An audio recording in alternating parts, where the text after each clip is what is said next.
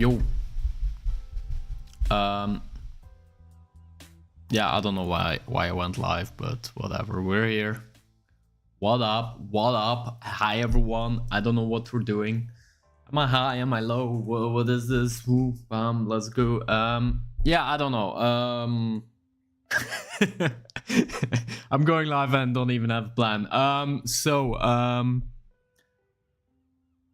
Hello everyone. My name is Peter Value Heavy Discapper. We're continuing on Bankroll challenge. So let's start with seeing where we're at. Like what we've been doing. Let's go here. Does this make any sense? So we started this Bankroll challenge in October. Totaal. Why is this Dutch? Total. There we go. We started this in October 2024. So we started how many months ago? Quite a few months ago. Let's see, we played like, what is this, 3-4 hours total so far, mostly in October, and then we kind of stopped, but I haven't forgotten about it. We're not stopping. Like today, I was playing some poker. I'm actually in one stupid tournament. Fucking €10 tournament, 5+5, I guess, tournament. And there was like no action. I was like, fuck it, let's just go live. Go talk some shit, talk some bullshit, talk about anything, talk about life. I'll play this tournament. I have an important question. So this is like a cash bankroll challenge. Oh, look at this. We got the ace-8. We got the ace-8. Look at this. Do we play a €3 mystery bounty with a €90 bankroll? I don't know if anyone is here already, but do we do that? I say we do. It's not advisable, especially mystery bounties, but fuck it. So this tourney doesn't count, right? Like this is a €5 tournament with a €5 add-on. €10, we can't afford that. Our bankroll cannot afford a €10 tournament. What our bankroll can afford is a €3 tournament. So we're fucking gonna do €3 tournament. So maybe I shouldn't even show this table because this is not part of Bankroll challenge. This is just me having fun. This is Bankroll challenge. 7s immediately. It's a sign. Today we're doubling this bankroll. So we're starting at €94. I need to check my I need to check if actually my command is still up to date. Let's see. I guess we can open bigger because this is gonna be a soft tournament, but whatever. Where's my night bot? There we go. Queens and 7. I don't care. This is low stakes. I'm betting range 25, and there's nothing you can do about it. Okay, so the command is wrong. So we're at 94.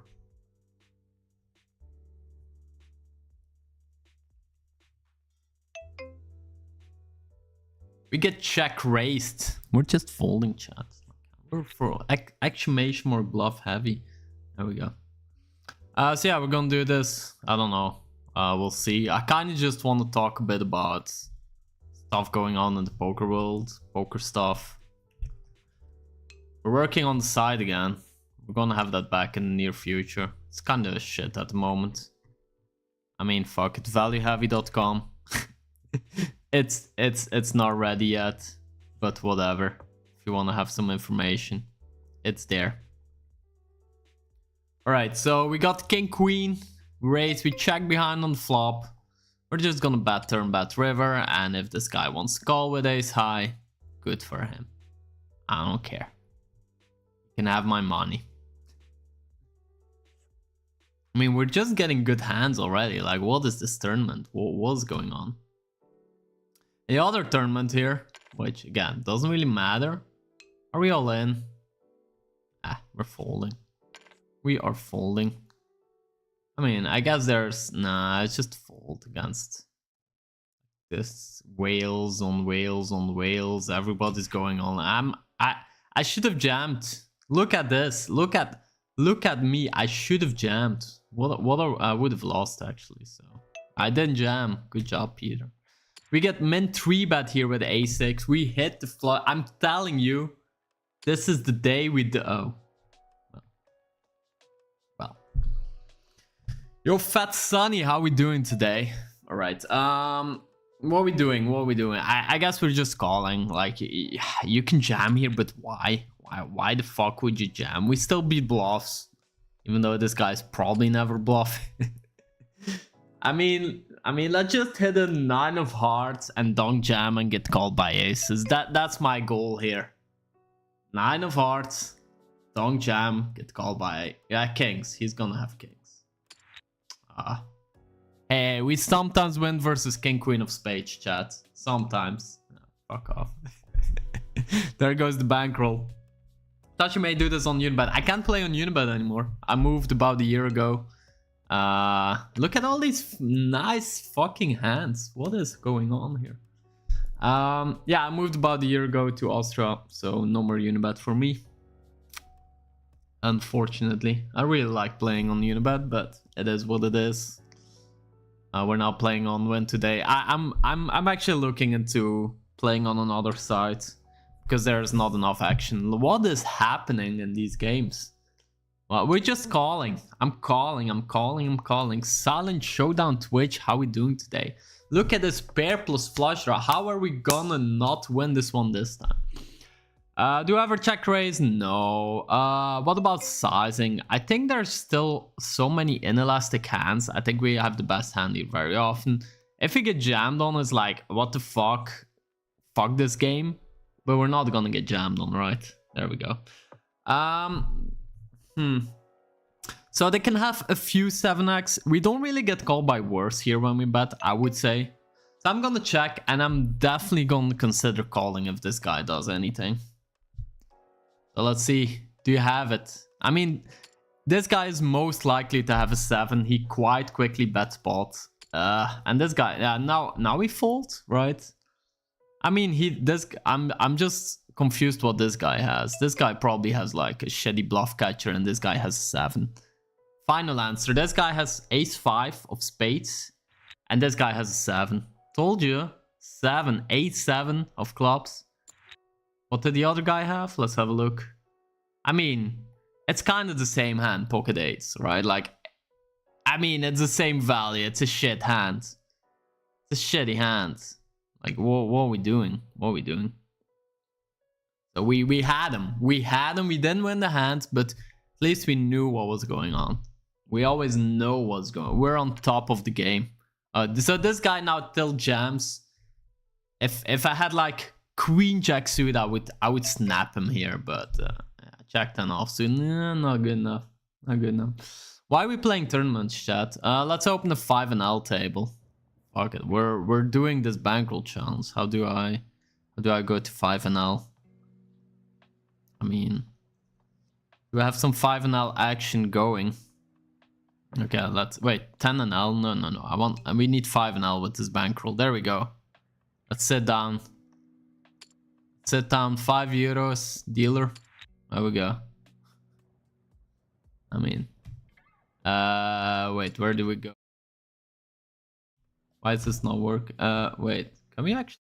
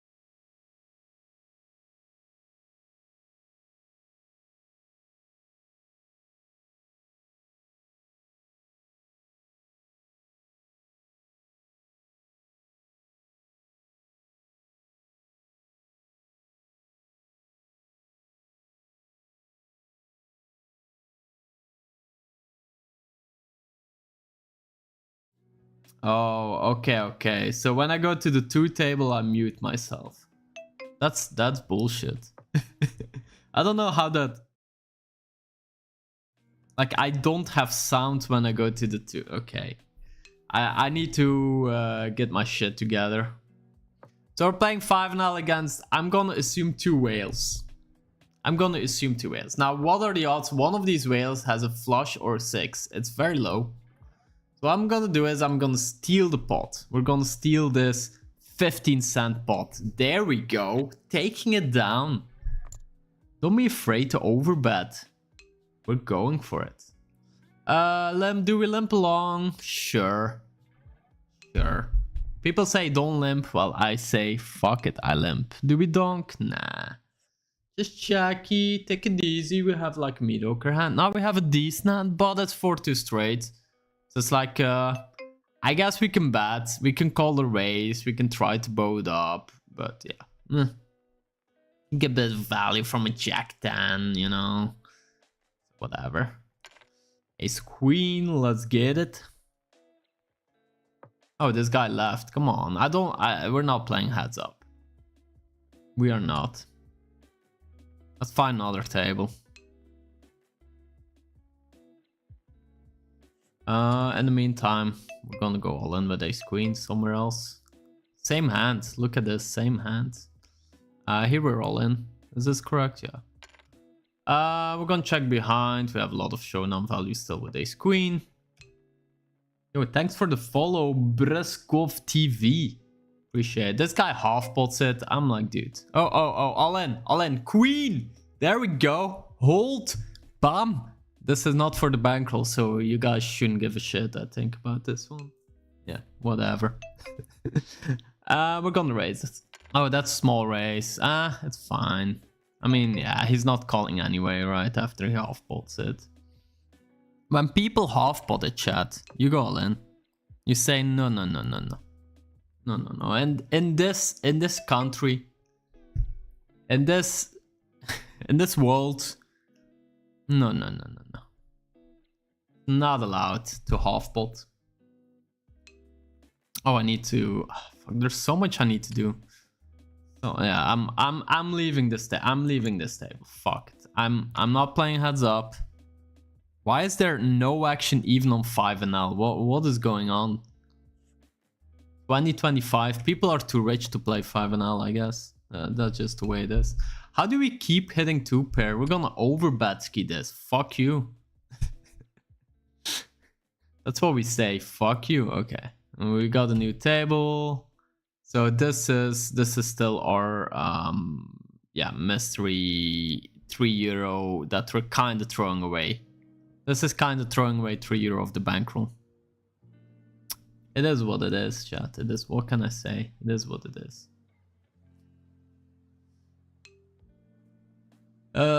Yeah, it is what it is. Oh, we have a guy we already played against in the past. Look at this. Look at this. Station, don't bluff. So it's very important, like, whenever you make notes on your opponents, use capital letters. Just go big. Station, don't bluff. Like, be very, very dramatic about it. Because when future you sees it and he's like, okay, station, don't bluff. Are you sure, past Peter? Are you sure about that? I mean, when you use capital letters, yeah, people are gonna be sure. For now, I guess we're gonna assume this guy's recreational. Let's see. Play some hands. Let's try to play some hands.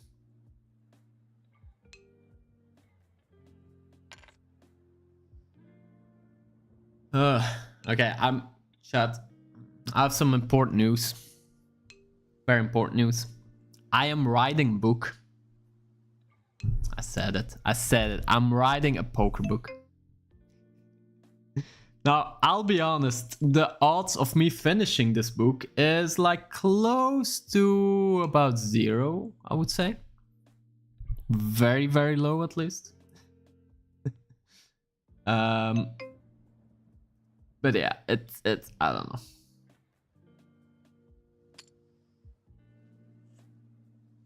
So what I was thinking, I feel like these days, if you want to read a poker book, it's very outdated or it's shit. It's one of those two. And I kind of, like, I had this idea, and again, I do have these ideas like a million times a day, and most of these ideas are shit or never manifest, I guess is the word. I'm gonna open a new table because fuck this. So I had this idea of, hey, what if we write a book ourselves? And yeah, again, it's probably a bad idea, but whatever, we'll see. I'm not a good writer, so that's an issue. I have no clue where to begin, so that's an issue. And again, I usually don't finish what I start, so that's a big issue. Alright, this is 5-L. We're gonna overbet ski. Overbetting on 5-L. You saw it here first, and it actually works. Look at that. Isn't that insane? Chufani, how we doing, man? Thanks for the good lucks. Much appreciated. Alright, so we might have some issues with the layout and everything because I haven't used this in forever. I don't think I even used this layout ever. I made this for Roofy for when he's streaming. I'm muting myself. How do I... So I only have these two oh, I need to change the fuck out of that. So we're gonna be all in actually in this. I'm just okay. I am so toast. I'm toast. €3 gone. Unless we can find the 6 on the river. No, he finds a jack. So that's €3 lost. That's why we don't play tournaments with a bankroll. We don't play tournaments with our bankroll. That's why you shouldn't play tournaments as a whole. That's why you should play cash games. So this guy limped in the button. Flop, check, check. Now we're just gonna go bet turn, bet river probably. With a hand like this. Like hitting a queen or 10 is probably gonna give us the best hand. The jack is most likely gonna give us the best hand. And we can still get him to fold like his small pocket pairs by betting turn, betting river. And this is something you need to understand. Even versus these recreational players, even versus these stations, when they check. So when they limped, or when they opened, or when they 3-bet, and now they check the flop, you just bam, bet, bam turn, bet and river. Don't go for one stab. Don't be a pussy. I see this so often from like netty players where they're like, oh, he checked, so he's probably weak. I'm gonna bet like half pot. And then they call, and it's like, oh fuck, he called, so he's not, he called turn, he's not folding river. No. We bet the turn, we bet the river, we push fold equity against the range that's gonna have not enough strong hands. And that's nice. Starting with dude Breskov. This is the fourth low. This is 4 hours. We played 4 hours so far. We made €10 an hour on 5-L. That's all I'm saying.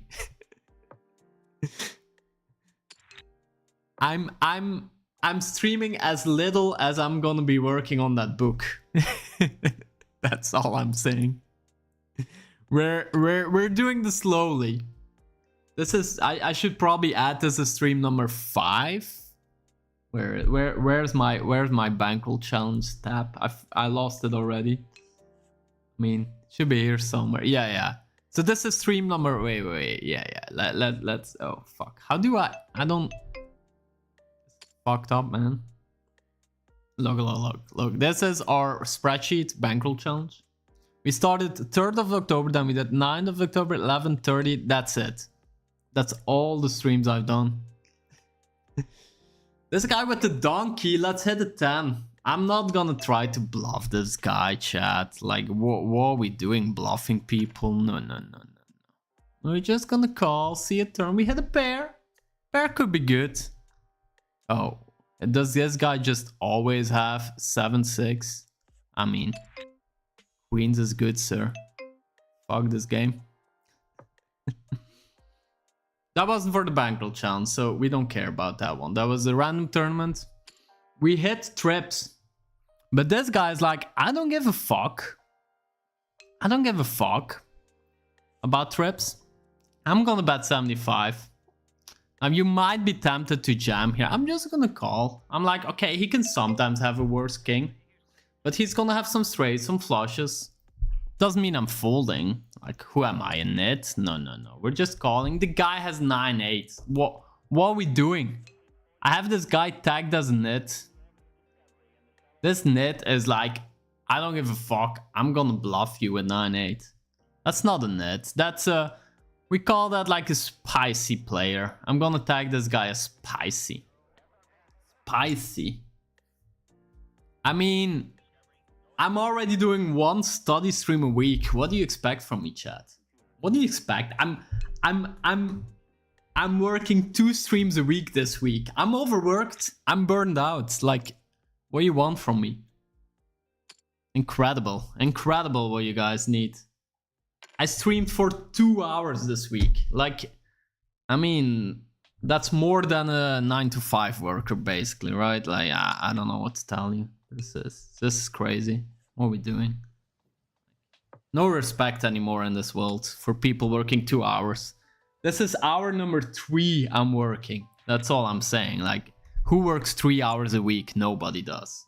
I'm the hardest worker on this channel, on this platform. That's all I'm saying. All I'm saying. Right. God, I'm already regretting going live. Like, fucking hell. I was doing so well in this random shitty tournament where I'm now like middle of the pack. Who wants to be middle of a pack? Like, nobody, right? Nobody. Let's see. Do we have any other, like, okay, chat. Do we add tournaments to this Bankroll challenge? I say we don't. Because fuck tournaments. Well, what do you say, chat? What are we thinking? What do you say, chat? Do we add tournaments or not? I mean, what are we doing? Like, does anyone remember the Doc Polk Bankroll challenge? Does anyone remember this?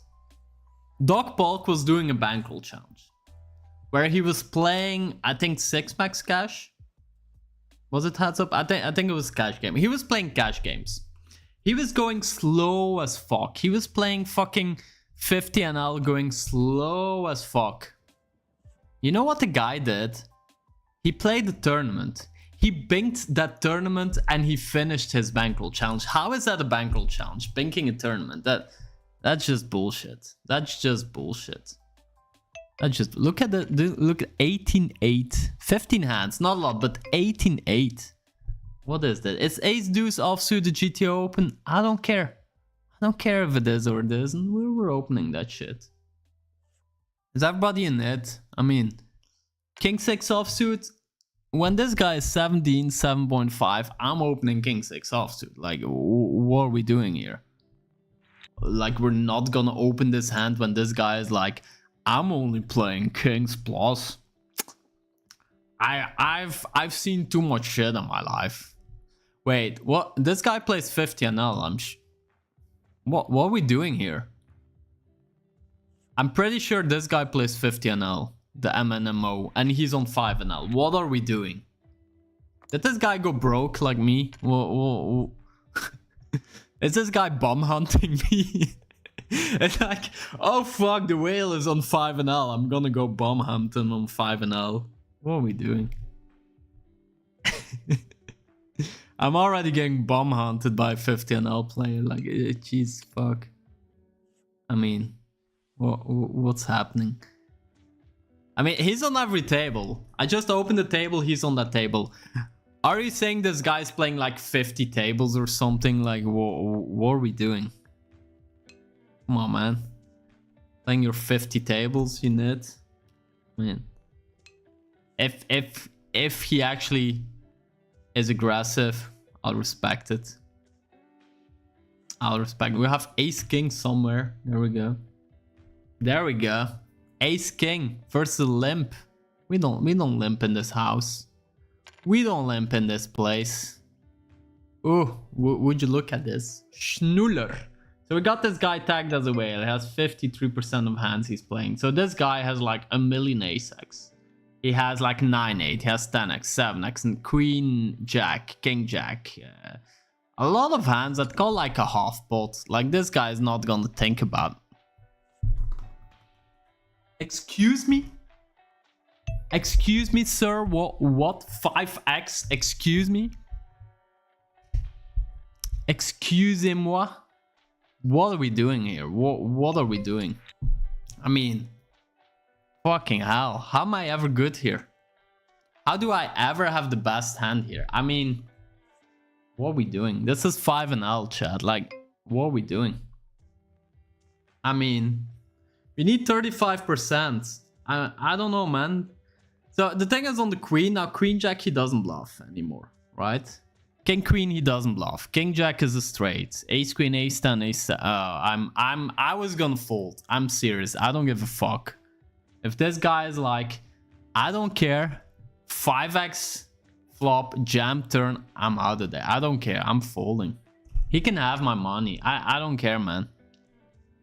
He can have that money. Call me a net. Do it, chat. Call me a net. I mean, I need more proof that this guy is crazy. Do we have some proof in the hand to note? I am bluffing. Yeah, I'm sure you were bluffing, mate. I'm sure you were bluffing. Sure, mate. I mean, incredible. Incredible. I'm not saying we didn't have outs, but like, whoa, what are we doing? I mean, what does he have, chat? Do we have like something we can look at? Raise flop. Raise. I don't know. Kinda. I don't know. Maybe it's a bit nitty. Maybe I'm nitty, chat. Maybe I'm nitty. I don't want to bust my €90 bankroll, chat. Like, what are we doing?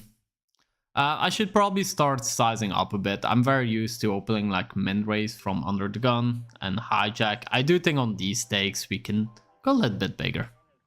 We can go a little bit bigger. Because people just don't 3-bet us, you know?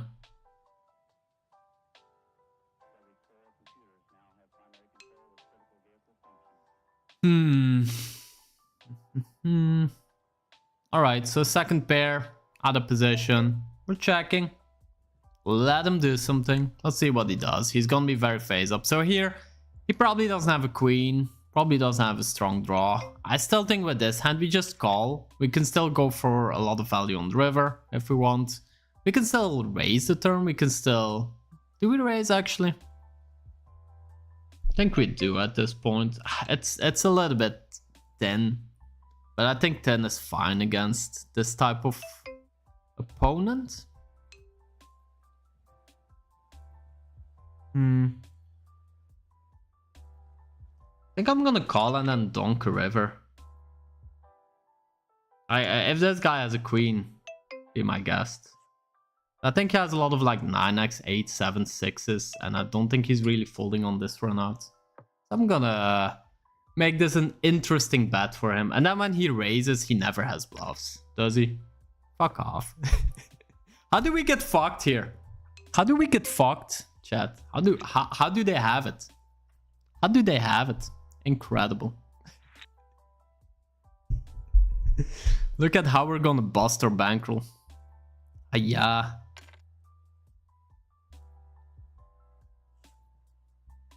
Yeah, in our shitty tournament, I don't think I'm allowed to fold here. You know, this guy jammed like 35 big blinds. I guess this is like ace queen, ace king often. Maybe even sometimes jacks, but whatever. I'm over it. King, like, just hit a 9. Just hit a 9, Peter. It's easy. This game's easy when you hit a 9. Fucking hell. I think you should watch this stream when you want to learn how not to play poker. I think it should be like anti-educational. Oh, I need to get rid of that. Where's Nightbot? Where is it? Timer. Let's get rid of the group coaching one. There we go. There we go. We're good to go. So how we doing here? How we doing? we have a graph somewhere? Oh, chat. I got some good news though. I can say officially we're up 18 cents. Would you believe it? 5.5 big blinds per 100. Would you believe it? Crazy. Crazy how good we are at this game. Oh no, we lost the €3 from the tournament. Fuck me. We're down €3. We need to... So, it's very important when you're doing a bankroll challenge, you need to chase your losses. You can't just be like, oh, I lost and that's fine. No. You keep playing. You keep fighting. You don't give up. You do not give up. You're like, man, I'm gonna chase that loss. We're just gonna get it. We're just gonna get it. Ugh. I mean, whew.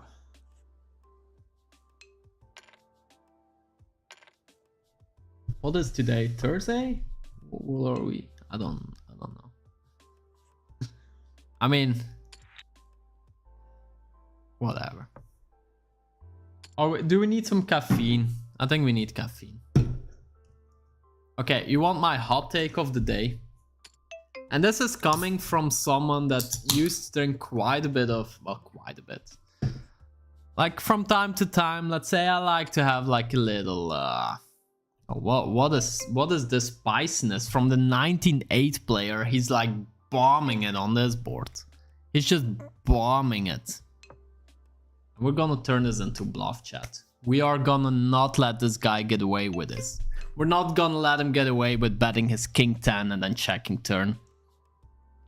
We're turning this. This is not a hand in GTO to turn into bluff. We say fuck GTO on this channel. I mean, we're not Charlie Corral. Just don't get me wrong. I have the long hair. I know I'm a spiritual monster animal. Whatever, but we're not letting people get away with being a nit. If you catch my drift. So I used to drink Red Bull. I tried out like the store, how do you say, the store brand Red Bull like a couple of weeks ago, and I was like, this just tastes the same. This is just the same shit. Because hot take, even though I drink Red Bull from time to time, I don't like the taste. I'm not drinking that for the taste. I'm drinking that because I need some energy. I need some caffeine quick. And this tastes like the same shit. It's all a scam. This whole world is a scam. Charging you €1 million for a Red Bull, like fucking. We're not adding on to the scam.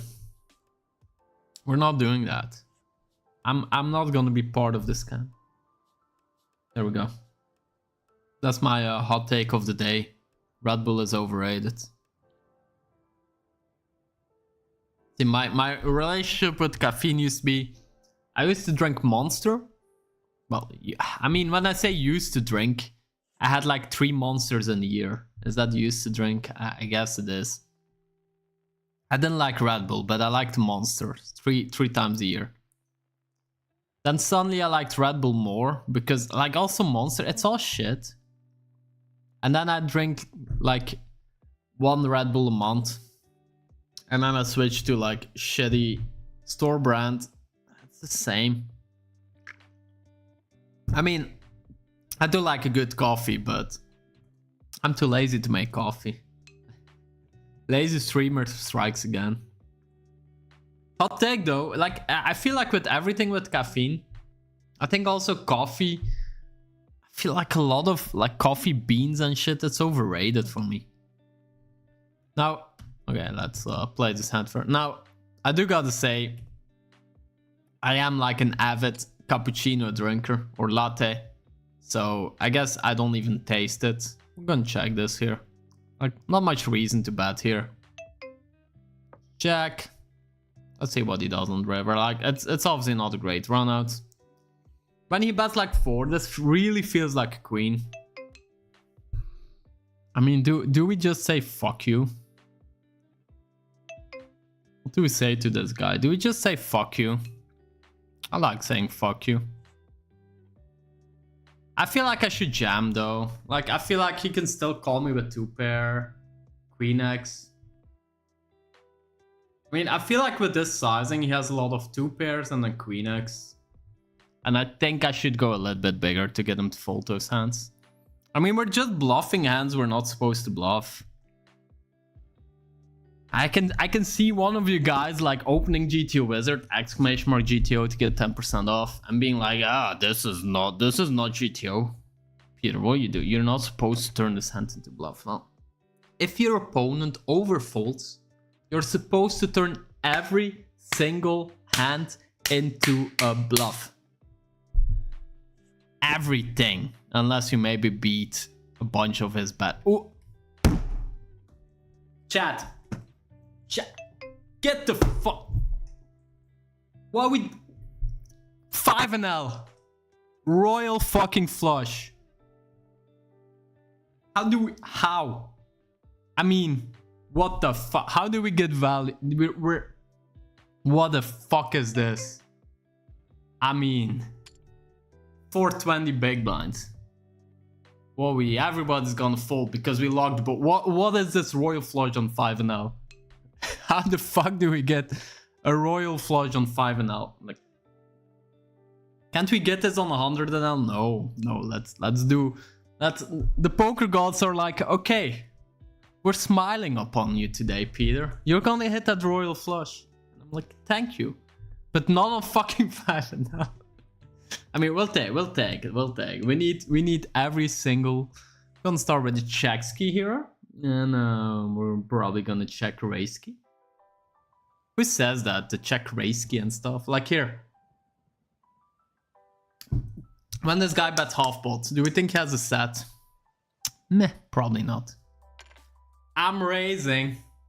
Let's get some money in there. Snap call. 4 on the turn. Really good turn. Really good turn. So what is 2E? 26. That looks nice. That looks pretty nice. I might even go a little bit more greedy. I'm thinking 6s, 7s, 8s, all never fold. Flush. No! No! No, no, no, no, no. What the fuck? And now we get to 6. What is this shit?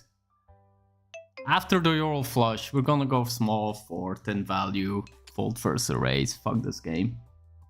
What was that fucking timeout? Where's my time bank? Where did my time bank go? What is this? What is this? Nice hand. Nice, thank you. Pocket 6-5. I mean, he's never folding turn. He's never fold. We get his whole stack there. I mean, I don't know if I'm jamming river to be honest, but okay. I mean, too much caffeine already. I had like 1 sip of store brand Red Bull and I'm already tripping. Like fucking royal flush. What is happening? What is happening? Are we liking the stream? Don't forget to follow the channel. Subscribe to not get ads. I saw recently, so apparently Twitch does this thing. So when you're an affiliate on Twitch, you get to decide how many ads you run an hour. You want to guess what's the most ads you can choose to run every hour, every 60 minutes? How many ads you're allowed to run? It's insane actually. It's fucking crazy. You can choose to run 22 minutes of ads in an hour. You can let your viewers spend 1/3 of the time just watching ads, and then only 2/3 of the time watching your stream. Like what are we, how? What are we doing here? Like, that's crazy.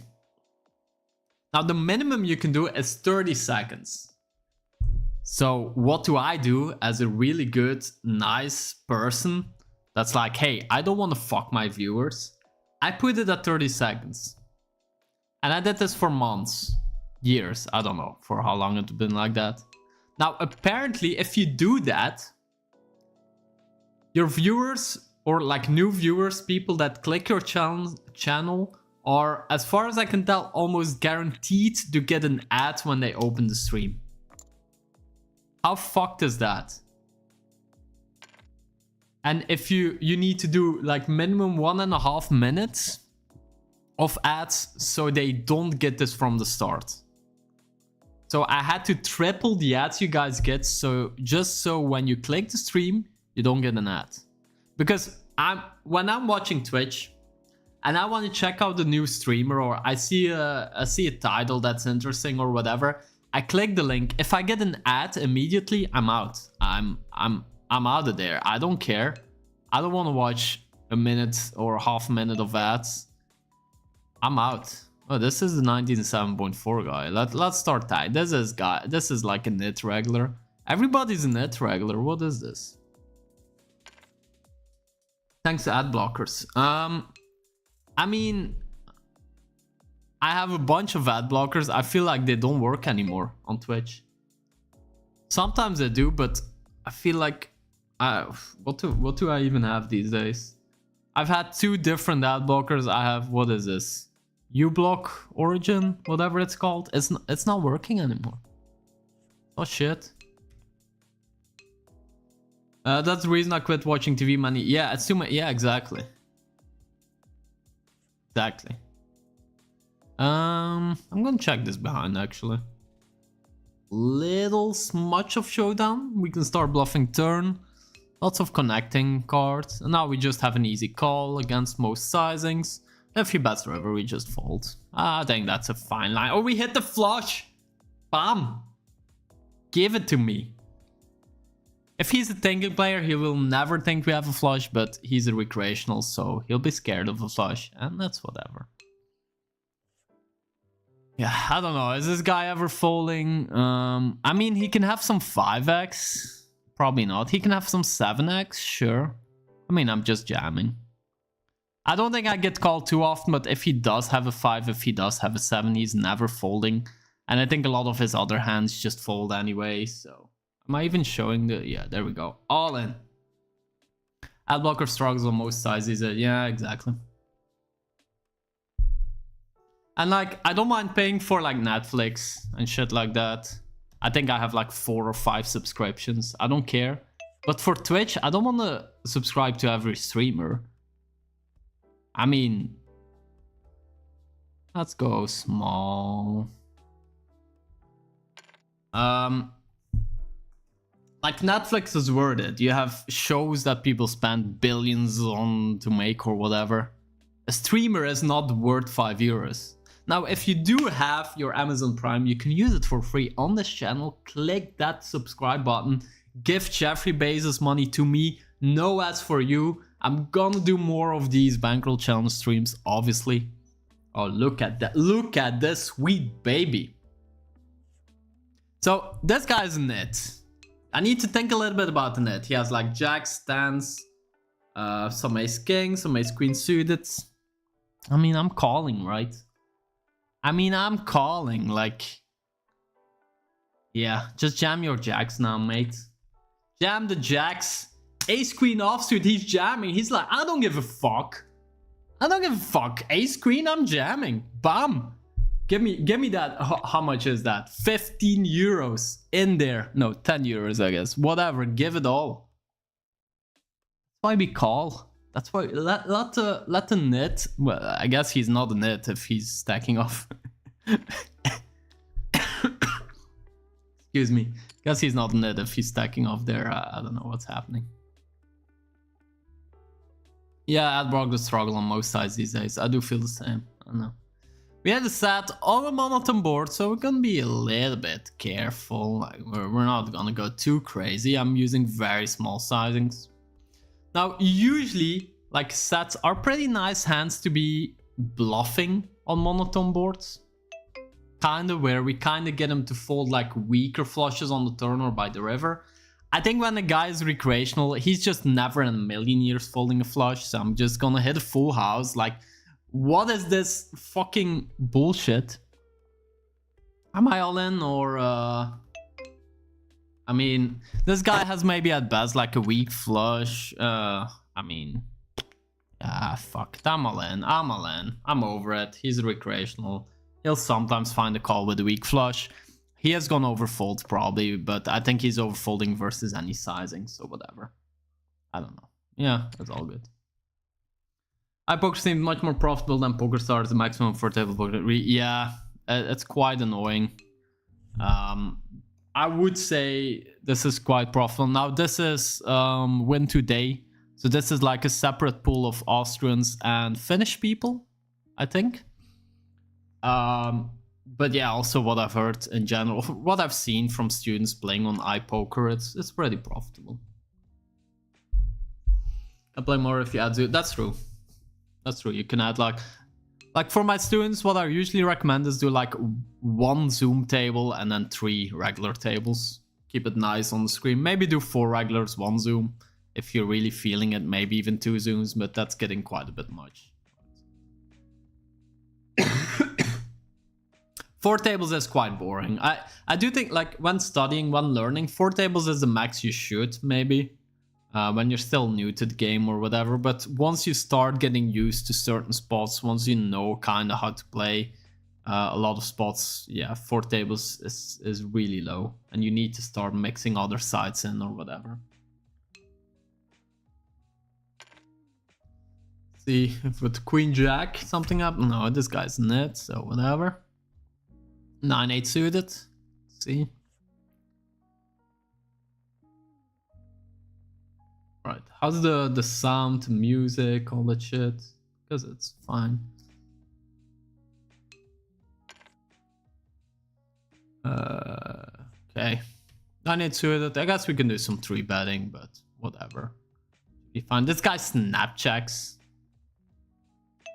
I mean, he's tempting me with the snap check. He's definitely tempting me with snap check. Usually I would just check behind, but him snap checking is like, okay, yeah. Guess you're just planning on snap folding too. Here we're gonna bluff the queen 10. We check flop. Now we start bluffing. Representing that king. He snap calls. Now the river is not that good because he's gonna have a lot of like 7-6, 8-6s. I guess 5-6s. He does snap check river, which makes me kind of wanna bluff. I guess we're gonna buy. I think we're probably gonna get snapped by ace-5 or whatever, but I think we should at least give it a try after he snap checked. If he didn't snap check again, I probably wouldn't bluff this river. It should be better for him. But he kind of got me with the snap check. He kind of got me. 10 years now, and yeah, there we go. The snap check, man, inducing me. How dare he induce me? I wasn't gonna bluff, but he got the max out of me. I mean, years now, and they still don't increase to 6 or 8 tables. They lost huge population. I hate Zoom. Yeah. I mean, I'm a bit torn about these things because I do think like when you play on a site where you have like 12 tables with 5 of the same regulars on every single table, and then like 1 recreational. Or you're the 6th regular and you're trying to find a table where there's not 5 regulars, because why would you play against 5 regulars, right? I don't think that's the best for the ecosystem. And I do think like having less tables is kind of good for the ecosystem. But yeah, I don't know if it really changes much, so I don't know. One thing I'm plus 15 buy, the next thing I'm minus. How are you minus 25 buy-ins in Zoom? Aren't you like, isn't there a point where you're at like, let's just call whatever, hit the top pair easy. Isn't there a point where you're losing like 10 buy-ins and you're like, maybe I should stop playing today? No, I don't know. Half pot, ooh, I'm feeling a little bit ace king tingles. The ace king tingles. Don't you jam? Don't you dare to jam? I'm not folding against this guy, but yeah. So this guy has ace king, right? Chat. He has to have. He has to have ace king. So we're going for the 10%. How does he have jacks? What's happening here? Yeah. You got this. You got the max from our ace 10, mate. You got it. All good. Which is your main side? So for the last 10 months, I think I've been playing now on Win Today. No, less. Like last half year, I've been playing Win Today, which is basically my main side. But I'm gonna change that probably because there's just not enough action. Like right now, there's some 50 NL tables, but there's barely 100 NL. There's nothing higher. So yeah, that's not great.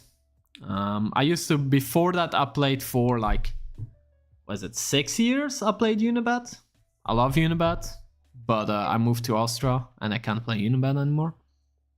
Well, let's call. Oh, this is a good spot to also 3-bet, but I think with 2 recreational players, we can call. That's fine. I don't expect to have much full equity with my King Jack here against these guys. This guy looks like a passive whalish type. This guy looks like an aggressive recreational. We hit the royal flush draw again. How do we want to play this? So this guy doesn't have many ace-X. This guy has like a bunch of shit. I think I'm gonna double barrel a lot, even though our hand isn't really good one theoretically wise to double barrel. I think exploitatively this is just a good spot to double barrel a lot. When they both call, I'm a little bit confused. But I think I'm just gonna continue with my plan. This guy can have some ace-X, sure. I mean, what we do? I'm second guessing my plan.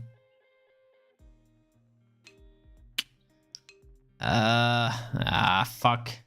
I'm in it. I was gonna double barrel, but something feels off. I don't know why. I mean, I think the button never really has a calling hand here. Yeah, like he has something like queens, and then I was worried that cutoff would have too many ace-X there, but why would I worry? I don't know. Yeah, I think it's just a double barrel. For all we know, the guy just snaps us off with queens, so I mean, I'm just gonna say, hey, we did a good thing. I mean, yeah, I should have double barreled still. There's just something fell off with how they both called. Again, our hand is probably the shittiest hand to bluff, so I don't know. And we're still in this weird tournament. I don't know, like, how are there so many people in this one? We have 45 bigs and a dream, whatever. I'm over. This is not part of the Bankroll challenge, so I don't care putting my whole stack at risk here. Only 12 people get paid. What is a scam? What is a scam? Tournaments are a scam. I like, don't buy into tournaments. It's crazy. It's stupid. So yeah, I played on Unibet for before that like 7 years. Yeah, about 7 years. I loved it. Best side ever. Played up to 400 NL there. But yeah, probably gonna move to. I think I'm just raising here. Whatever. Probably gonna move to coin poker, GG poker, something like that in the near future. Get some more action there. We'll see. We'll see.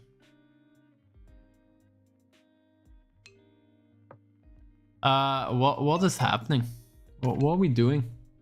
Like, somebody has an ace, right? Did they both just have an ace? Don't know how to. I'm just gonna put money in. Like, this is low stakes, 5NL.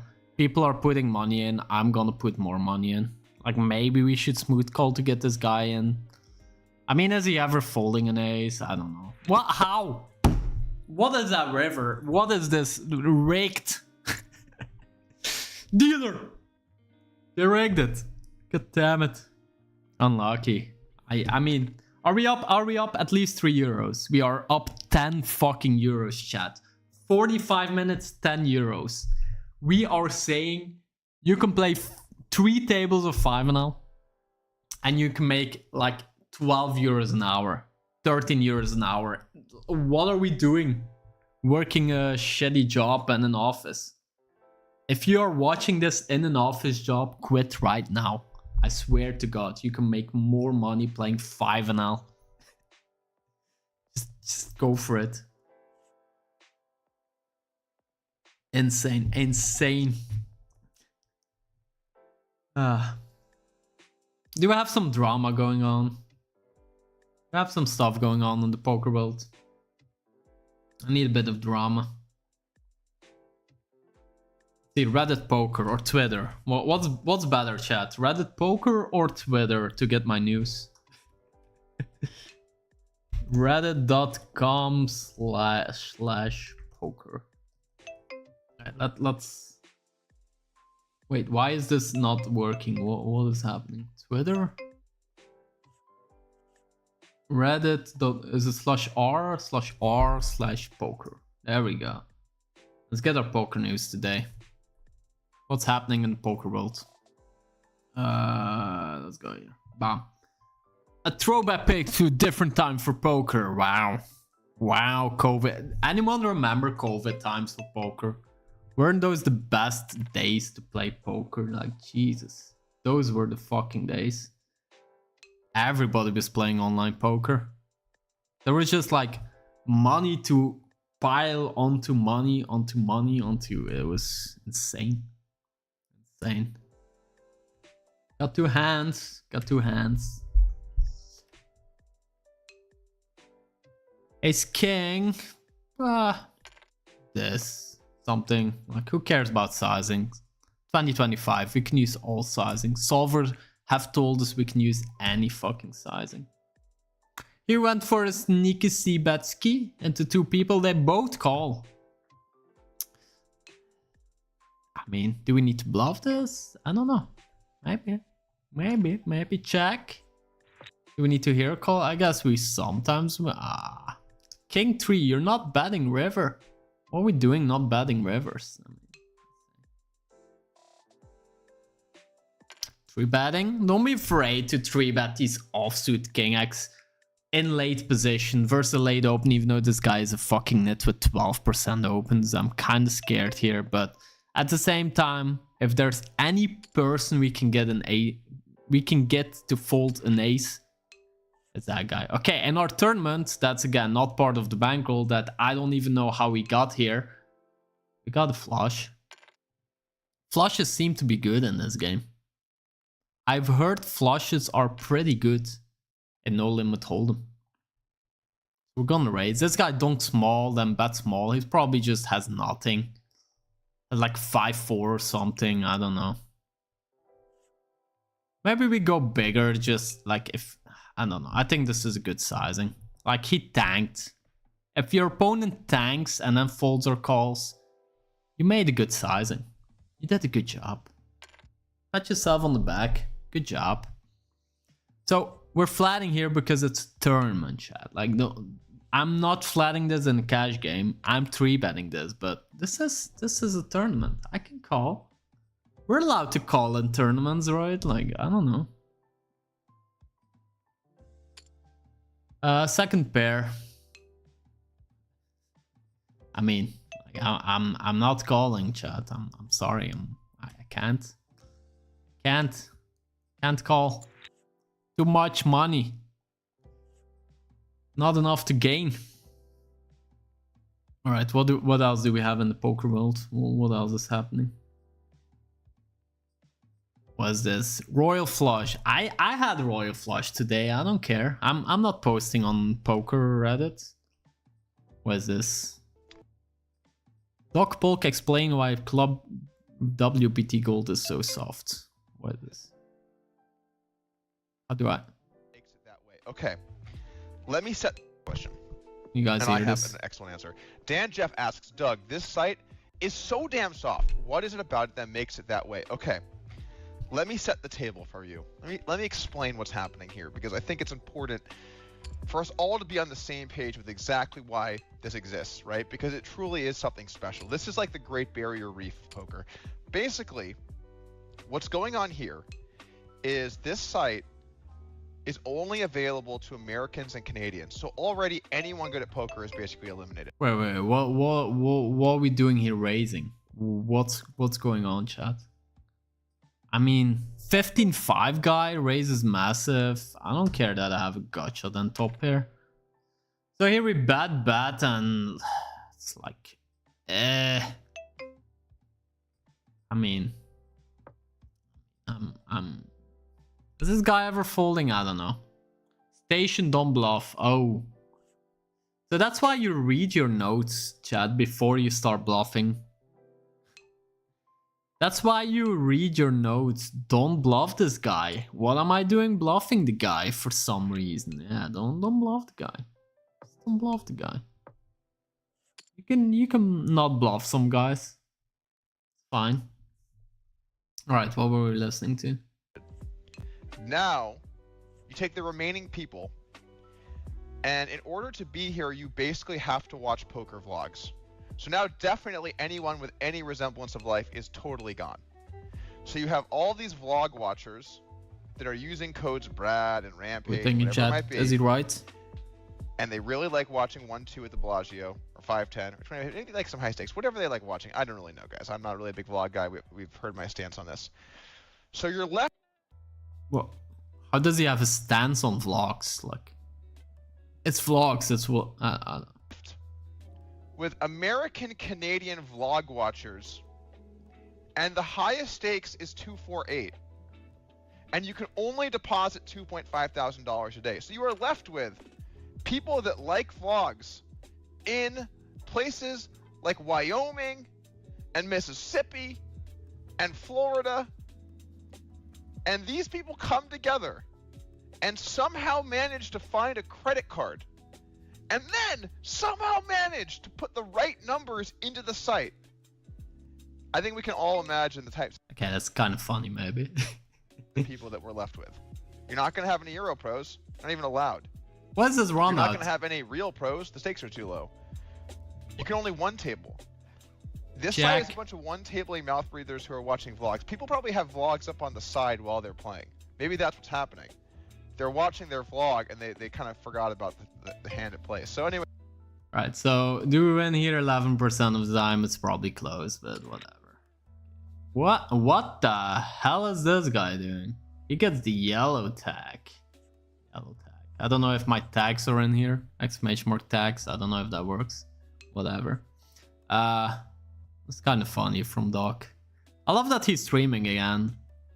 He was gonna do like a Bankroll challenge stream too, right? I like his streams more than I like his videos in general, I'll be honest. I just like when he's just bullshitting. You know? I would never bullshit on stream, like that's not my style, but I like that he does it. The point is, this side is so soft because of all those factors. And then to top it all off, the software is so terrible. Any Oh, we're stopping when what else is happening? Kevin Martin is insufferable. Well, then don't watch him. Like, whoa. What are we doing? So you have a choice in life. You can see Kevin Martin, and you can be like, hey, this guy's not from me. For me, I'm just gonna watch him. Or you can go to Reddit and make a post about how you not like this guy. Like, how do people like this exist? I was in the 3-bet. Poorly timed, one would think. Oh, this was a cool hand. I mean, I feel like we need a break.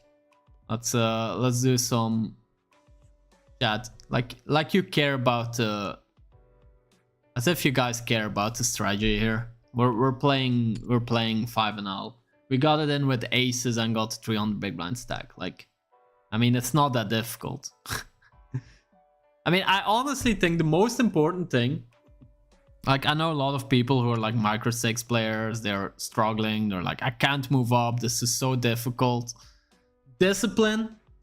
Don't get out of line. Don't start like jamming fours because you think the guy is like trying to push you around or whatever. Don't make those massive punts. So discipline to not do anything stupid. Like here, don't be like, oh, I have a blocker to the flush. I'm gonna push them around. No, you can just check, play it easy, find a better spot. I might still bluff this, but you don't have to go bet jam. Like here, I'm not gonna turn my hand into a bluff. It's probably not gonna work often enough. I don't give a fuck. Whatever. I'm investing 37 cents. I'm not investing my stack. I'm just investing a little bit to maybe get some money to fold 7s, a 6, a 5, you know, 8. Guy has Jack 10, he's never folding, that's fine, you know. It's discipline. Don't do anything. Don't tilt now because the guy called, you know, just take it easy. Bankroll management, obviously that's kind of related. If you have decent bankroll management, you're not gonna tilt, you're not gonna do stupid shit out of line, you're not gonna overfold every spot because you're scared of losing your bankroll. Right, that's also part of discipline. And then just have a bit of pre-flop knowledge. And there's so many, like, you used to pay, I'm not kidding, you used to pay 1,000 euros for just pre-flop charts. 1,000 euros. And people are like, yeah, these are made GTO. This is PokerSolver. PokerSolver, GTO, nerd ranges. These are gonna help you crush the game. It's fucking 1,000 euros for a pre-flop chart. Now, exclamation mark GTO in chat. You go to fucking GTO Wizards. And you get those. Why is this? Is this working? What? Why is this not working? What is happening here? I mean, chat. I need to fix it. Give me a second. Give me a second. You get the GTO ranges for fucking free. I mean, 1,000 euro you used to pay. Where is exclamation mark GTO Wizards? Interesting. Okay, GTO Wizard. There we go. You get them for free. Just press the link for free. And that's where, if you're struggling, that's where, and I know every single one of you guys in chat, every single one, and I'm not over exaggerating here, I think. Every single one of you guys, even me probably, well, not probably, even me, has pre-flop ranges leaks for sure. Every single one of you guys have leaks when it comes to that. Wait, what are we doing here? Every single one of you guys have leaks. Just study the ranges, man. It's not that difficult. Well, I mean, it's simple but not easy. It still takes a lot of work, right? Obviously, especially if your opponents are doing weird shit. Yeah, of course. I forgot there's this thing called Stream Manager on Twitch, so I'm trying to open that. There we go. Should be good. We have fucking 3 subscribers. Insane. Insane. Can we get this to 4 subscribers today, chat? Alright, we had the link. Very interesting that I watched yesterday. Let's open this. This better not be like an hour video because we're not doing that. Alright. What is 17 minutes? Losing player. Well, it was. Will never make it as professionals. Most think they will. Most think they have that one skill, that one talent, that one edge that makes them different. But the game doesn't care about belief. It only. I mean, like, I already agree 100% with this video. I don't know, man. This video just started. Where's my tournament table, actually? I had a tournament running somewhere, but I set out. Wait. Oh no, I'm good. We're good. Let me put this on the side somewhere. Fucking tournaments never get a break. He cares about results. You see, poker doesn't just take your money. It takes your patience, your sanity, and if you're not careful, your entire life. The dream is intoxicating. I mean, it's a little bit dramatic, but I think I saw a study, or I heard about a study the other day, where they asked poker players if they think they are better than average. And I think something like more than 80% of players think they're better than the average poker player. Now, I'm not the best at mathematics, but it sounds like some people are very fucking delusional in this game. And that's the way this game works. And I agree, 95% of players will never win. And I mean, I'm not even watching the video because I already agreed with everything. I mean, the reality, that's a whole different story. Because here's the truth. Making it as a professional poker player isn't just about playing well. It's about surviving everything outside the game. The brutal downswings, the mental toll, the sheer grind of treating poker like a job, where the variance feels like it's actively trying to ruin you. Think you have what it takes? Let's find out. But I'll warn you now, you might not like the answer. South. You've crushed your last 3 sessions. The bankroll is... I mean, I already like this video. It's a good video. Whatever else he's saying, it's a good video. Because it's true, so many people are disillusional. Especially when it comes to like poker coaching. I mean, I think a lot of coaches, a lot of coaching businesses, and I'm in the poker coaching business myself. Exclamation mark coaching. Get some coaching. But for most people, you'll never get there. This is not a fucking easy job. I can tell you that. I know firsthand how different. Well, I mean, it's the same. It's simple, it's not easy. A lot of things in poker are kind of simple. Maybe that's just how my brain is wired. I don't know. Now I'm starting to sound cocky, but it's not easy. It takes a lot of fucking effort, a lot of fucking discipline, a lot of fucking bankroll management. And for most people like that are sitting there and hear that, they're like, yeah, I can do that. I mean, sure, you can. Maybe now. Maybe now you're fine with that. But what I always say is, if you're a poker player I mean, how do I word this?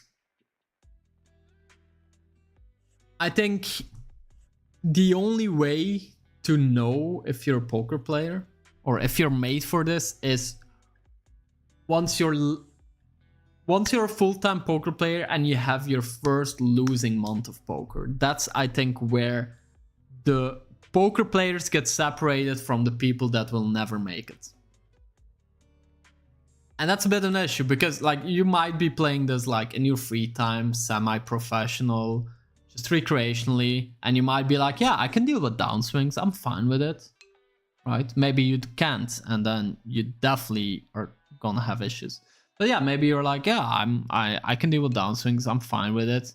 Well, once you actually make a living out of this, you rely on poker for a paycheck, and you have that first month where at the end of the month, you work like, I don't know, you worked, let's say, 110 hours, and you just see less money than you started with. That's brutal. A lot of people can literally not handle that mentally. And a lot of people are not open about it. It's more like they're gonna struggle. They might continue playing, but their game is gonna be off. They're gonna make more and more mistakes. They're gonna have less faith in themselves, less confidence in their game, and they're gonna struggle more and more. Their win rate goes down, which means more variance, which means more downswings, which means just falling into that hole of snowball effect, hole, whatever. And yeah, it's... Okay, if we're far enough from the money, I think we're just going with this in the shitty tournament. 12 get paid. I guess... Oh, this guy's in it. I guess. 5% 3-bet. Okay, 30 big blinds. I guess we fold. Whatever. Again, not part of the bankroll, so I don't know why I'm even showing you guys this. But yeah, like something else. I've had a lot of I had a bunch of students where when we're doing coaching sessions, when I'm talking to them, when they're analyzing their own hands, when we're talking strategy, they sound like the fucking smartest people in the world. They ace every spot, they know the plays, they know what to do, they know the GTO, they know the deviations, they know all those shit, and they're losing at 10 and L. What are we doing? I guess we should have bluffed here. I'm sorry. I should pay more attention to my tables. That's the thing. I think this is exactly what's wrong with them. Because once you're doing a coaching session, they're fully focused. They're there. They're paying attention. They know the answers. When they're playing, I don't know. They're like me. They're like watching a stream. They're like on their phone on Instagram. They're like, oh, I'm carded. I'm not gonna pay attention. They play too many tables, so they have trouble catching up with every single hand, and it accumulates, right? Like on one table you have a difficult decision, but you already had a difficult decision on another table that you haven't made. So now you have 2 difficult decisions at the same time. You're making 2 shitty plays now, right? Like, and I think it's more like just being able to not perform in game by having like shitty mental game, right? Like, oh, I'll never forget. This is my favorite, but also my least favorite story to tell. I once had a coaching session with a guy, completely new, first session. He seemed super motivated, super intelligent. We talked a bit the same as I said. Definitely betting here. Like very smart. He knew the plays. He knew what's going on. And we were like, okay, let's do a live coaching session. Try to figure a little bit out what's going on with your game. But what is this wrong? I guess we sometimes split. I'm not gonna try to bluff him off an ace. Obviously he has some full houses. I'm just checking. He has a full house, whatever. Very passive player. Don't need to bluff him all the time. So yeah, very intelligent player. Knew a lot about poker. We do like a live session. So people don't know, live coaching session. The student opens some tables. He shares his screen. He talks about his hands, and then after the hand, we talk about it, right? So you get immediate feedback after a hand. At the same time, I, as a coach, get to see kind of what you're doing, which mistakes you're making, right? I see more, I have all the information in game, right? Which is really useful if you're not sure about the student or if they're dealing with some mental game issues, right? You get immediate feedback. Or you get to immediately see what they do. What are we doing here? Potting? Whoa. Come on, man. Let us in. I mean, it's very close first spot. It's mostly because he has like nothing behind that. There's like no implied odds, no playability on the turn. So I guess we just fold. So yeah, we're playing bet. He plays some, I think 10NL, 5NL or something like that. I guess it was maybe like 10NL. Playing some 10NL. He's playing well. Making good calculated decisions, all that stuff. And at a certain point, he gets it in with, I think, kings versus queens. And he loses. Right? It goes all in. His opponent spikes, I don't know, straight, flush. There's a lot of inelastic hands, but I mainly want to keep an ace-x. Because the other hands I can stack anyway, I think. So I'm gonna use this sizing. He min-raised. He's basically saying he has the same hand. I think the money goes in on river anyway, so I'm just gonna call. And money goes in, and he has not the same hand. He has 2 pair. Nice. Just hit good hands and win. So yeah, but student, we're talking. He's giving good reasoning, good doing. He loses kings versus queens. And I'm like, okay, yeah, you played this well, you got the money in well with kings versus queens, right? Like, you chose good sizings. Now, what happens, and I don't, like, I'm not gonna over-exaggerate. The guy closes his no-limit hold'em table before the big blinds. And I'm asking, oh, well, what's happening? Are you okay? Was just a standard play, you played it well. That's what it is.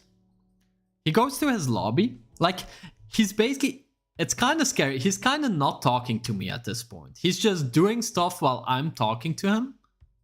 I guess we're gonna call this ace-9 all in. Okay, good. 60-40, we'll take it. I automatically run it twice, lower variance. So that's the way we want to go. He's probably gonna win this one. Most likely, he wins, that's fine. Okay, we went for a check raise on the turn against recreational here. He checked. How the fuck does this guy have anything here? Guess we'll bet this. Can call some ace highs here with this sizing. And he called with 7s, whatever. All good. Fuck, I'm bad at telling stories, right? So, with the guy, so he's not talking. He's in the lobby now. And he goes to Omaha. And he opens Omaha 50. And I see his bankroll. He has like 200 euros. And he opens a 50 euro PLO table. And I'm trying, like, at this point, I'm kind of panicking. I'm like, dude, what are we doing? What's happening? Why are you doing this? He's not answering me. He's just opening the tables. He's sitting in, and he jams like one of the first hands. And then he tells me, well, if I win an all-in here, I make back the money I lost plus more. That's what he says. He says it like in a very calm, calculated way, like it's a logical thing. Like, hey, if I double up in PLO 50, I make back the money I lost and get more. And I said, dude, like, okay, this coaching session is over. Like, we're not doing this. We're not playing your game. I don't care what you pay me. I don't care whatever. This is over. Bye. I don't see a problem with the logic. The most surprising is how calm he was. Like, he wasn't like shouting. He wasn't like frustrated, crying. He was just like very calculated. Like, let's just double up in PLO 50 and I make more money than I lost. It's such a weird thing. And he did double up. So he reaffirmed his logic, like, oh yeah, I double up. He got like super lucky in PLO some way. Obviously it's PLO, fuck PLO. Well, I like PLO actually. I like it more and more these days. He doubles up and he's like, yeah, that's how I play. It works. It fucking works some way. I mean, maybe he should have been coaching me. I don't know. Alright, against an overvaluing guy, I'm just gonna bet this. Get some value from ace high, pocket pairs. And against the stationy guy, we're just taking our showdown value. He snap bets 100. Usually, when people bet like pot or bigger, we wanna be a bit careful. I do want to think a little bit because this guy is in the big blind. Check, check, check, check. Snap bets 100. I guess we're folding, but I'm a bit suspicious, I'll be honest. Snap bets 100. Okay, I'm just folding. Whatever. You can have it. You can have it. In our shitty tournament, we're gonna go all in probably, most likely. Still far away enough from the money. Again, this is not part of the Bankroll challenge. I'm gonna keep repeating this because every second there's someone new and he's like, oh wow, we're gonna win the tournament. No, this is just a random tournament. Do we just jam here? 2014. I mean, I have ace queen suited. What do you want me to do, chat? What do you want me to do? I'm all in. Sevens, off to the races. Just need to get an ace or a queen on the river. Easy peasy. No. Okay, bye. I mean, I would actually expect that guy to start folding some sevens there, but whatever. Whatever. Dry miss. Holy shit, where did you come from? What a spot here in the meantime. Guess we call? Something pot odds, 26%, sure. Two pair, sure. Have ace king one time or something. I don't know, this guy seems nitty. Oh, I don't know how we ended up here. He bets in the dry side pot. He bets like super big. I'm like, I mean, I want to get the money in, right? Like, what can I say? Like, raise, whatever. I need to read it. Well, this guy has ace king. Ace 10. 56. 66%. 0. How the fuck did we end up with 0% there? What is that run out? Insane. Insane. Unlucky. Back to the drawing board. Fuck. Lost all our profits, chat. We were up 12 euros. Now we're at 4.7 and we did a 3 euro tournament. We're only up 1.7 euros. Unlucky. Unlucky. Okay. I need to read this Rymus message. Peter picked... Okay, how... Fuck. Okay, Breskov says, it happens all the time. Even some famous players at high stakes bloat their whole bankroll. I think also the other thing happens, right? Like, I honestly think, and I think some of them have been honest about it and mentioned it themselves. I honestly think a lot of high stakes players did like the most stupid bankroll management when moving up. Fuck you, Drymus. Did the most stupid bankroll management when moving up. Got super lucky. Got like super... Yeah, just super lucky. The variance was on their side. They upswinged throughout their most stupid shot taking. What is this flop? So they upswing during their most stupid shot taking, right? Sure, let's put some money in. And now they're playing high stakes. They're playing the biggest games just because they got fucking lucky. And the odds were so high. Yeah, let's bet. And in most universes, in most timelines, they would have gone broke. But they're just like the small portion of the population that moved up like an idiot, that got lucky as fuck, and now they're playing those high stakes just because they got lucky. Like maybe now they have decent bankroll management. I think a lot of them didn't. Flush draw. Flushy flush draw. I'm gonna bet this multi-way. I would have probably checked this heads up, but I'm betting this multi-way. I don't know. Sue me. We're gonna... Do we check raises? Check call, bet. I'm gonna go over all the options because all the options are on the table. I'm gonna bet it. Now we're up against the station. I'm like, okay.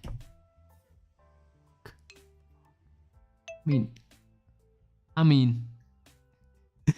chat, I have an idea here. And I don't think it's the correct player to do this versus. Yes! I have ace king. They put you on ace king. Okay, where were we? This hand. I mean, we go for the smallest of... No! Ayah! I mean, if this guy has a 9, fuck me. Well, it is what it is. I mean, he's gonna have so many like 8s, 7s, right? What is this fucking time bank? How is this fair? I mean, I'm not fucking folding him. For fuck's sakes. This siding is so greedy. So greedy. Ace jack, greedy bluff. That's what I said. We got him, chat. We went for the reverse, like, hey, we're gonna pretend we time banked, but we didn't, and then we did anyway, and then we're just gonna bait him into bluffing us. Easy peasy, getting all the money, raising our flushes, getting called by the guy that's just tired of folding versus us. Easy, we're back. We're so fucking back. So fucking back. Check raising, no. Check calling, I guess. Unknown player. I think we check call this. Don't check raise on these stakes. It's shit. It really underperforms in a lot of spots.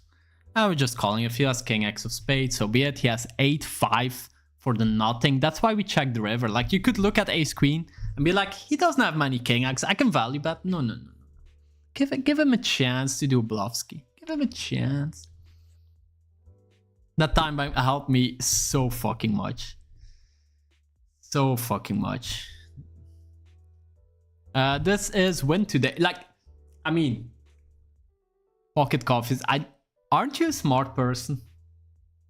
I think somebody mentioned before you're a smart person. Doesn't it say something here in the middle of the screen? I don't know. Maybe I'm... Maybe that's not the way to look at it. Ace queen. Ace queen is my favorite hand today. Favorite hand today. Maybe we should have gone bigger. I don't know. What a nice flop for a range, chat. Look at this range batting. We're range batting and sweating.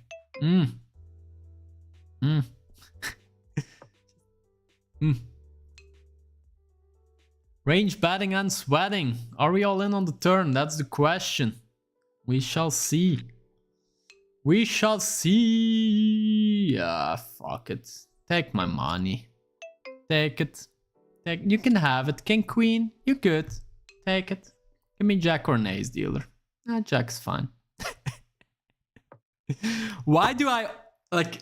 Okay, I swear, chat. And I'm not the kind of guy who's like, oh, I run so bad. I'm not Easty, you know. Like I run well. I'm running well in life. I'm running well in poker. I'm doing this as a job. I'm hitting stats on 5-0.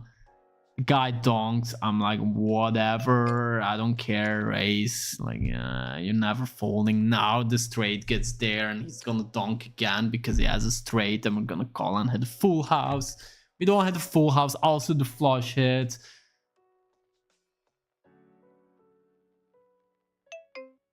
I mean, do we value bet? Am I crazy to think we can value bet? Donk call, donk small turn, check river. Am I getting baited, chat?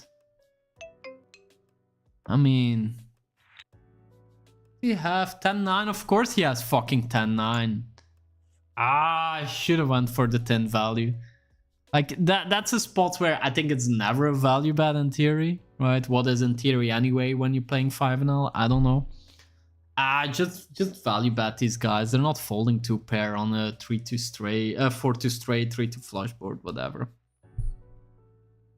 Okay, Peter Beck. Try again in 5 minutes. Sorry, bro. There is always a board, so I can see. Oh yeah, I guess that's true. I guess I'm the stupid person because yes, there is a board there. Okay. No. I think I'm the dum-dum. I'm gonna be honest. I think I'm the dum-dum. Okay, how are we doing, chat? We are up 10 euros in this bankroll challenge, which means we're hitting 100 euros. Can we play 10-0 with 100 euros, chat? Is that allowed? Is that I don't know if that's allowed. We got 17 viewers, by the way, watching 5-0. How crazy is that? Should we put 5-0 in the title? Do people... I mean, people...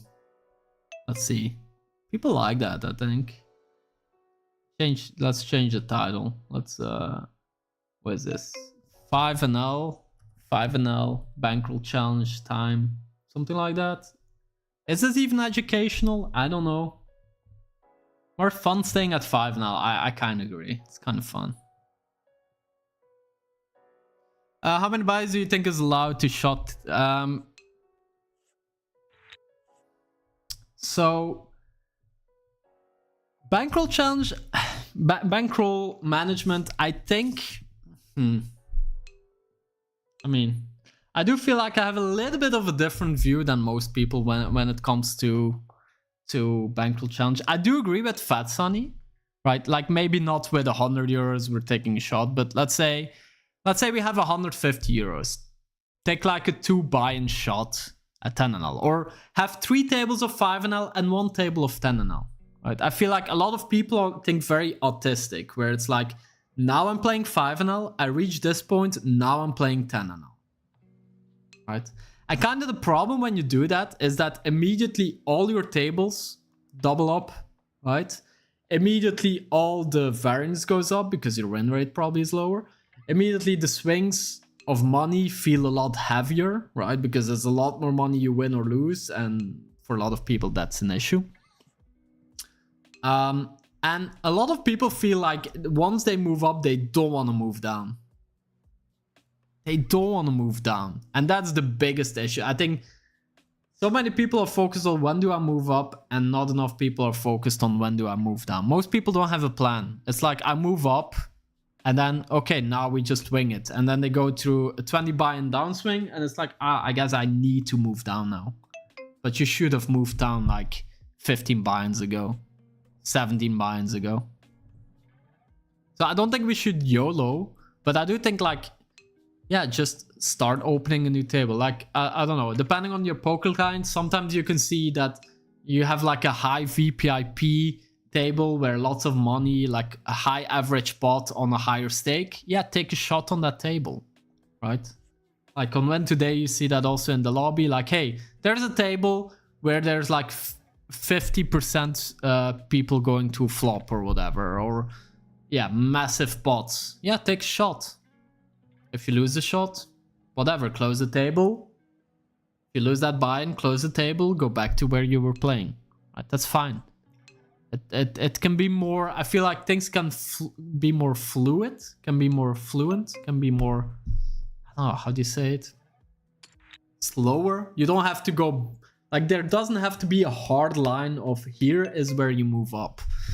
You can just, maybe you feel good, maybe you're playing well, you're having a good day, you feel like you're thinking well about spots. Right, like here I'm not really thinking about the spot. I guess this guy is just a netty guy, so we're gonna bet. Now I'm thinking, well, otherwise maybe I would have just checked. Like here, second pair we could value bet. I don't know this guy, who is he? Whatever, we'll bet small. And on the river we bet small again, and he folds. Okay, good to know. Like how good are you feel? Like don't just. Like the worst thing you can do is wake up one day and like, okay, now I'm moving up, and you're playing your worst. You're being scared that your opponents are better than they were before on the lower stake, right? And now you're just punting in your shot take and not moving down and ruining your bankroll and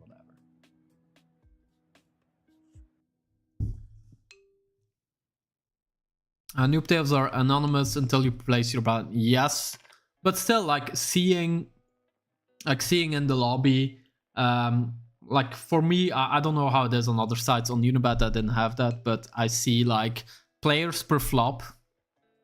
So like on one of my tables, I think this one, it's 14. On this one we have 14% players to flop. That's low. I think on this table I have like 34% players to flop. Okay, yeah, this table, a lot more people want to see flop, which means probably a lot more recreational players, probably a much higher win rate. I can also see the average pot. Like one of my tables, there's maybe a bit less people, but yeah, people are just throwing money in with queen 10 offsuit. Right? I can see that already a bit in the lobby. So that's a good way to kind of table select. Find those tables with the highest players per flop, the highest average pots, and play those when you're shot taking. Stack size, big giveaway. Yeah, exactly. That's also true. You can still see like you can open a table. Let's give an example here, I guess. I guess here, here I can't see anything, right? Like here, all players have a full stack, so can't assume that. Another thing you can see if it's somebody playing from a browser, it's probably recreational. If they're playing from a phone, it's probably recreational. Let's try another table. Like this is now 10 and all, so we're not playing this. But like here, now we see the difference. Okay, short stack playing from a browser. I'm pretty sure there's gonna be 2 recreationals on this table. So I'm gonna join if I can play 10 and all. But I can't because my bankroll is under euros. Against the net, with top set, I'm not expecting him to be able to put any money in. So I'm gonna try to put money in. On the king, he's just gonna overfold a lot. It is what it is. At this point, I think we want to really target like a queen jack, jack 9, a king that floated flop. So I think I'm going to start sizing up a bit. And yeah, he's going to fold a lot. That's expected. We get all in with king jack versus ace jack. No. 17 bigs. Club. No. Unlucky. Yeah. Club. King. I mean, I can do a king. Spade. Give him a spade. Oh. So here, normally we would never, ever, ever, ever, ever fold here. But, I mean, 4 bets on 5 and L? I don't know about you, Chad, but I don't know. If people 4 bet me on 5 and L, I'm probably just folding everything, you know? You play Unibet off stream? No, I can't. I'm living in Austria. Exclamation mark location, if that's still working. So I can't play on Unibet because I'm living in Austria right now. Unlucky. Still unsure. I checked out WPT. Global looks very soft. but also can't play there from Austria. So yeah, I'm thinking about like maybe doing coin poker. Maybe GG poker. Coin poker also doesn't have a lot of action on higher stakes, so I mean it's kind of annoying. I really liked Unibet. Enough action on 100 NL and higher. But yeah, like when I played 400 NL there, I usually had enough action. While here, it's already difficult to find action on 100 NL. Do we bluff? Do we bluff? Do we bluff? This guy's never folding a king, but these guys probably are. I mean, just need to get through this guy mainly, I would say. This guy I'm not too worried about. Well, he's a recreational, but I'm not. Two pair. Unlucky, unlucky. Never lucky, chat. Never lucky. For some reason, I didn't think he was a whale, but yeah. Let's give him the nice hand. I feel like these emotes are so sarcastic, like nice hands. It's like, fuck you. Might as well just make a fuck you one. GG Poker, people make withdrawals there considering the percent rake. I mean, I never played Unibet. I think I can beat Unibet, even without leaderboards, but I think a lot of people have said that and failed, so yeah, I don't know. Okay, let's join this table. We have 4 tables going on. Try to get some action. I mean, yeah, I'm not sure where else to play these days. ACR. I mean, I can play ACR and just use RTA, right? It's allowed there. Just open my GTO Wizard. Play some tournaments, play the Venom. Just have all the ICM ranges open and nobody gives a fuck. Stars. Oh yeah, stars. I keep forgetting about stars. It's weird. Like if you asked about poker sites 10 years ago, there was basically only stars. Everybody mentioned stars. It's PokerStars. The world was PokerStars. Online poker was PokerStars. I mean, maybe not 10, like 8 years, 7 years ago. Every single person played PokerStars. And now I feel, yeah, lost a lot of their market share for sure. And it just doesn't feel interesting to play there. I don't know. Party poker used to be a lot bigger these days. I don't know if there's even action there. But yeah, maybe I can play stars. I think maybe stars is not the worst option for me. I don't know. We'll see. We'll see. I guess this year. I mean, like, what I ideally want to do is like have like I like sites with not the biggest player pools, because usually they're softer, and at the end of the day I care about my win rate, my hourly, and then if there's not a lot of volume, just having like 2 sites, 3 sites I can open is pretty nice. Just play them at the same time, and then you can use !Eurogin and just have all the tables next to each other, nicely tiled. How the fuck? Like we had the fucking royal flush. Now we get the quads. I mean, what are we doing here, man? What are we doing here? What is happening? Well, kind of shitty river, I guess, right? Because if I don't know, what's a shitty river? 10, yeah. I mean, like, he's not folding after, like, I think this is the typical, like, I do think on the river, like, okay, he has so many hands now that split, and he shouldn't be super excited to put money in, but on the turn, he already said, I have the nuts. On the turn, this guy thinks, I have the nuts. So there's no fucking way the guy is folding on the river when he has the nuts in his mind on the turn, right? What is this? So we bet small flop. We're gonna continue small turn, I guess. On board like this. So we have the not flush on a paired board. I really like small here. Like, what am I targeting? An ace. Yeah, it's tough to get value actually. He is aggressive. Maybe we give him some rope. We give him some rope. Well, I guess we are now forced to give him rope.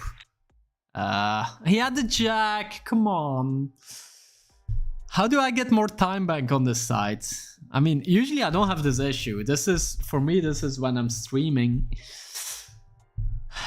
I mean, I'm just not paying attention to my time bank. What are we doing? They don't even try to do something new for years to attract people back. And I feel like they do a little bit, no? PokerStars still is a good room to play. Yeah, I'm not sure about like the recreational players, but I think they're still...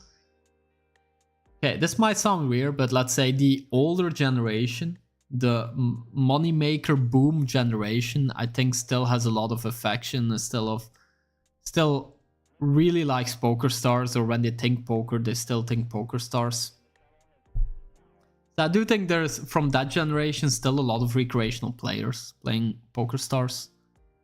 But maybe from then, like, younger generation, I'm not sure if there's a lot of influx from recreational players. Yeah, I don't know. Whatever. I mean, it's probably beatable, right? Okay, so let's have a look-ski here. This guy looks nutty. 3% 3-bet. That's pretty bad. Now, because he goes so small, we're just gonna try to hit a set. We do not. He's gonna have some ace kings. So if he bets small, I'm calling. If he bets bigger, I'm just folding against the 3% guy. Because is this guy gonna bet bigger with ace king? Probably not, unless it's specifically ace king of hearts or something. He checks, so he just has ace king of clubs at this point, right? So bet small, get value from ace king of clubs. Okay, guess he doesn't even want to call. I mean, yeah. And I know, don't put people on ace king, chat, but when people have 3% 3-bet and they check a flop, they would always bet with aces, kings, queens. I mean, what do you expect them to have? Like, it's not that hard. Sometimes the game is simple. It's like, okay, they have ace king. And then don't get in the mindset on the turn of, I need to protect against ace king. No, no, no. You need to value bet versus ace king. Value bet. This guy doesn't like folding to c-bets, so we're gonna just close our eyes and...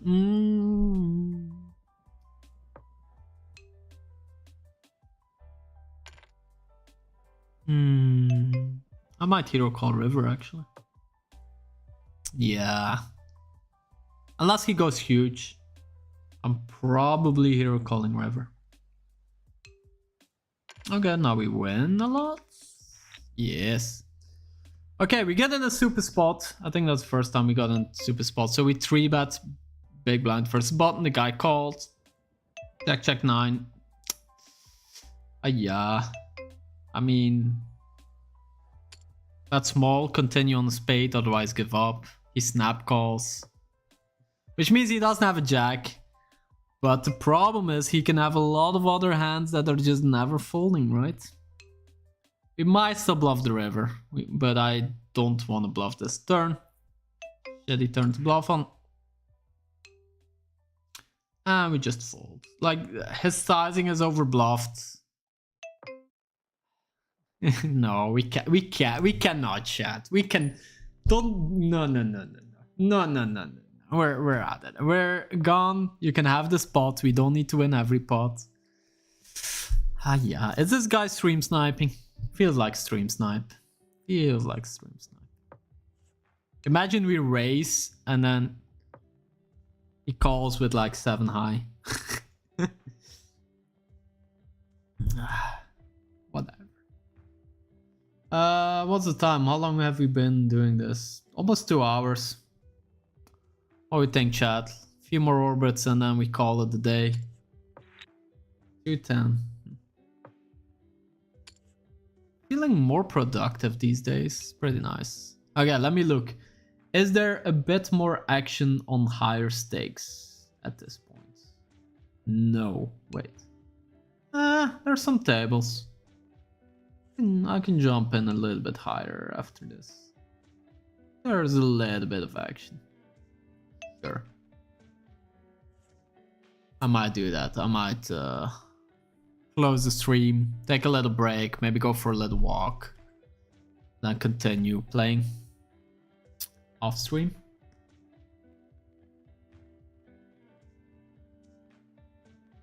What do you guys think of the layout of the stream? I think it looks pretty nice. Obviously I made this, so of course I'm gonna think this is nice.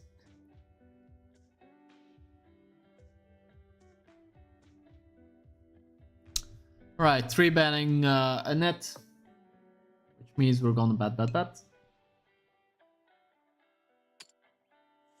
Give him a chance to raise his 6-5s, his sets. I think I'm gonna bet turn, give up river. No.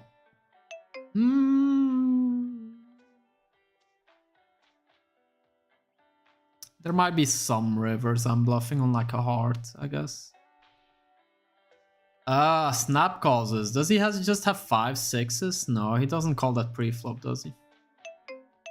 3 by 5, yeah. I think we're forced to give up. I think I am forced to give up against this guy. I mean, I could jam here, but I think we're giving up. Oh. He had the full house. He's not folding, chat. He is not folding that river. Spidey sense. We knew he had it, chat. We knew it. We knew we couldn't bluff him on the river. And yeah. Yeah, I don't mind my play. I think it's fine play. That flop, bet turn. And I kind of give up because I think he has like too many queens. He has some not that many 6s, 5s, I think. Few, but I think he at least thinks about it on the turn also. He could have some like ace jack of hearts. We blocked that. Yeah, I guess we just give up. I think it's a good give up. Well, obviously it's a good give up and he has a full house, but yeah. You're offering cheap coach. No. We offer affordable coaching. Coaching is never cheap. I mean, yeah, that's the thing. It's affordable. I honestly, my honest opinion, it's cheap as fuck. It's way too cheap. You cannot find this anywhere else. And I mean, yeah. I mean, I feel like I sound a bit like cringe when I say this, but I started this coaching company because I was frustrated that every single coach, and I'm talking like 5 years ago, so these days it's even more expensive, but you would find coaches that play like 50 NL and they're being like break even and they charge 100 euros an hour for coaching. I'm like, what the fuck? And that was, and I think still is, like the economy we live in. Coaching is fucking expensive and just not worth it, especially if you're playing Microstakes. Or even, yeah, there's just so many coaches out there that are just not worth their money at all, but they still get away with coaching for that amount because there's just no alternatives. So I wanted to be a bit of an alternative. I started coaching for free, and I started charging 10 euros an hour. At this point, I'm charging 30, 39. I don't even know anymore how much I'm charging. I think it's, wait, shouldn't it be somewhere, I don't know, 30, 39, 39, yes. I'm charging 39 an hour, which is still compared to the rest of the landscape, to the rest of the coaches, just dirt cheap. I mean, I'm playing 5NL. What do you want from me? Like, but yeah, I think it's the most affordable coaching for Microstakes out there, and I'm still very happy that we were able to keep it that low. Because sometimes I'm like, fuck, this is too low. That's why also we started a few months ago. I started like a coaching for profit. I haven't talked about this in a while. I started like a coaching for profit. We're gonna raise this guy and then give up probably. Yeah. King. Interesting. We have the nuts. I'm all in dealer. God damn it. What was I saying? Yeah, I started like yeah, how do you say it? Like kind of wanted to try out like a trial with one student doing coaching for profit, which is going pretty well actually. I didn't expect it to go so well. For people that know it's hard, you can talk to him on Discord if you want. So yeah, pretty cool guy, and I mean, I feel like it's a really profitable for both of us that we started this coaching for profit. So I might do more of it, but that's not something we're doing officially yet. I mean, if you bag me in DMs, I might take on another trial. Open-ender, let's start with the open-ender. Whale.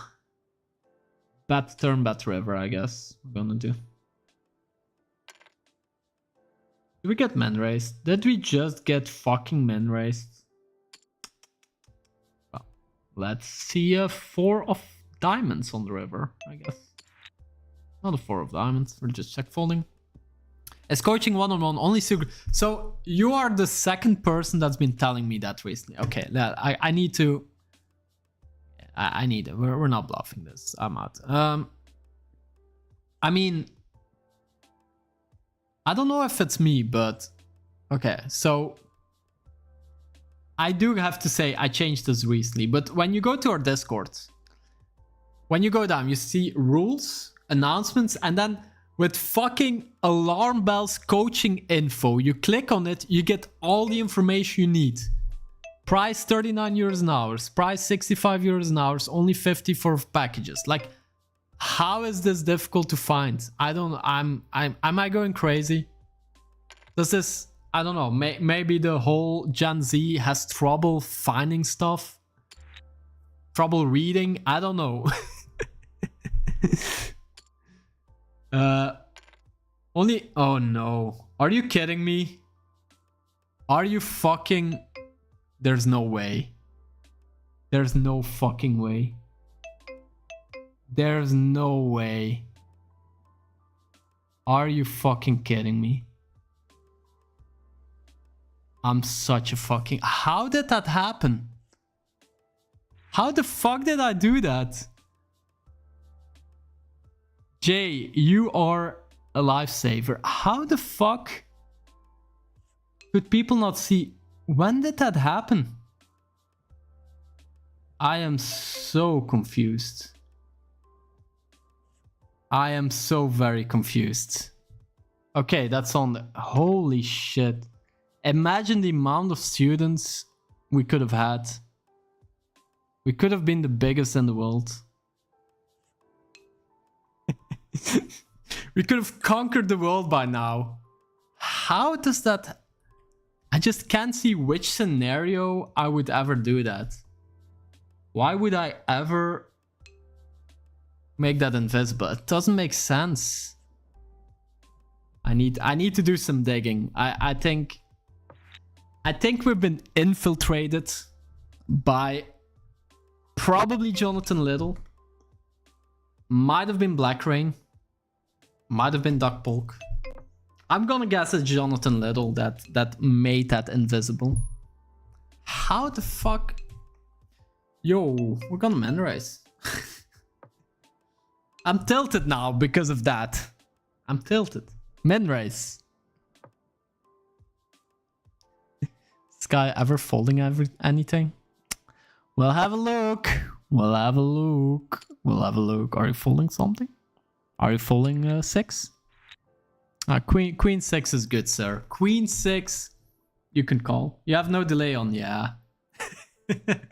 Probably stupid, right? But I mean, I'm playing 5NL on the side with a separated pool. Maybe at best there's one person. I mean, there's like 20 people watching the stream. Like, I'm not too worried. Oh, this guy is a nit. I'm just calling. I was considering Squeezy. Because he's in it, I'm just calling. God, I'm an idiot. Thanks, chat. Appreciate you, chat. I I mean, I think this guy has been going crazy. Sorry for switching, but it's kind of a, yeah, this guy's been going crazy, I think. I think I'm jamming. This is a high variance spot, which I'm happy to take. Ace queen, nines, ace three. No! 9! Oh, I must have sounded like the most German Austrian ever. 999. Got him, chat. High variance. Let's go. Fucking go. Easy game. Easy game. Oh, the guy is still jamming. So, okay, I have this theory. If you're playing Microstakes, let's say here on this side, you can choose between 5NL and 10NL. In my opinion, even when you have the bankroll, even when you have the win rate, you should probably stay on 5NL until you can play 25NL. Why am I saying that? Because I'm pretty sure your win rate on these lowest stakes is much, much higher than on the one stake higher. So I think your win rate is generally like double as big on the lowest stake as the one stake above. Because on the lowest stakes, you'll have people just jamming and jamming and jamming. While on a stake above that, I think that happens a lot less frequently. So my advice is when you're playing lowest stake, when you're starting out, when you're learning the game, don't move up until you can move up to the second level. Don't move up one level, move up 2 levels at once. Because your win rate, I'm pretty sure, is just much, much higher at the lower stakes. Your hourly, your whatever is just much, much higher. So you should stay on the lowest. That's my opinion. That's how I see this game. I'm pretty sure about that. Because I did play. So like in September, I started the challenge and I never made a video about it. I might turn it into the book I'm never gonna finish. Or the video I'm never gonna make. It's like I played, was it 50k hands on 5NL, 50k hands on 10NL, 50k hands on 20NL. I need to watch. This is my left arm, by the way. Even though on stream it might seem different, this is my left arm, just to be clear. And I'm pretty sure that's true. I'm pretty sure you should stay on the lowest stake until you can move up to the second above stake. I've thrown. Is this guy just 3-betting? No. I mean, I'm in winner tilt mood. This guy, I don't know who he is. Comes here, 3-bets me. Fuck you. Ooh, what a stream. What a stream. Okay, we're gonna start wrapping this up probably. We did make, wow. I mean, I make more money here than I make on my own stake. What is this? We made 20 euros in 2 hours. When I say in 2 hours, it sounds less good, obviously. But I mean, 20 euros in how many hands? 540 hands. 4 binds. Easy game. I mean, the 999, easy game, right? Just winning a flip, basically. And then we also had aces where we just got an aces versus 2 players, like, yeah, whatever. But again, just have discipline. You're gonna have long stretches where those things don't happen. And if you can be, I would even say on these stakes, if you can be slightly losing during those stretches where you just don't have hands, that's fine. You see always those graphs of people with the red line going up and up and up. Don't worry about it. It's fine to be just getting in with really strong hands on these stakes. It's enough. It's enough to escape. I feel like I shouldn't. Like, this guy is just on all my tables just jamming. I'm like, what the fuck? Okay, we got the queen 10. Okay, this time he has ace king and this guy calls. So I have this guy tagged as a nit. Okay, if this river was a heart, I would be very, very suspicious. Very suspicious. This guy called 75 big blind open jam. Wait, did he jam? I'm so confused. He called to jam at king 4 suited. I mean, I think I need to change this attack. Something's going on here. That's for sure. Right. Yeah, I don't know. I'm gonna start wrapping up the stream. It was fun. We figured out the coaching info. How did we fuck that up so badly? I'm still flabbergasted. I mean, yeah. What is this beautiful hand? Beautiful. Beautiful. Amazing. Okay. We can take folds. That's fine. We don't mind. Yeah, what's happening on Poker Twitter? Club WPT Gold. Whatever. It's all Club WPT Gold. Oh, we need to check out that one hand. We need to check. There's one hand we need to check. Where is it? Yeah, there it is. Yeah, let's wrap this up with some poker drama, poker hands, GTO Wizard, I don't know, whatever. We're gonna wrap up the Bankroll challenge, add it to the list of wins. Share a graph, all that good shit, you know. And then watch some Triton poker hands or whatever. Exclamation mark share in chat. If you're in there and you just want to talk hands and you have this hand you played and you're not sure, share it. Right, let me give you guys a result. Let's go here for a second while I do this. So on to the results. Let's make a shitty cropped thing. It's gonna look like shit. Oh no, it looks okay. Where are we? There we go. Look at this fucking beautiful session. Beautiful. Look at the red line. Masterful. Masterful. This is how you play, chat. This is how you play. This is how you play B game. Like for me, I notice in my, like, when it's a little bit of a sample, obviously, but like when I'm playing A game, my red line goes up. When I'm playing B game, my red line stays like in the middle. C game, it goes down. That's how you see the difference. Now, this is different for every person. And don't focus on red lines when you're playing Microstakes. Focus on putting the money in when you have aces. That's what I would say. Let's add this to the bankroll. I need to find my bankroll thingy. There we go. So we made 21.04, but we spent €3 on the tournament, so 18.04.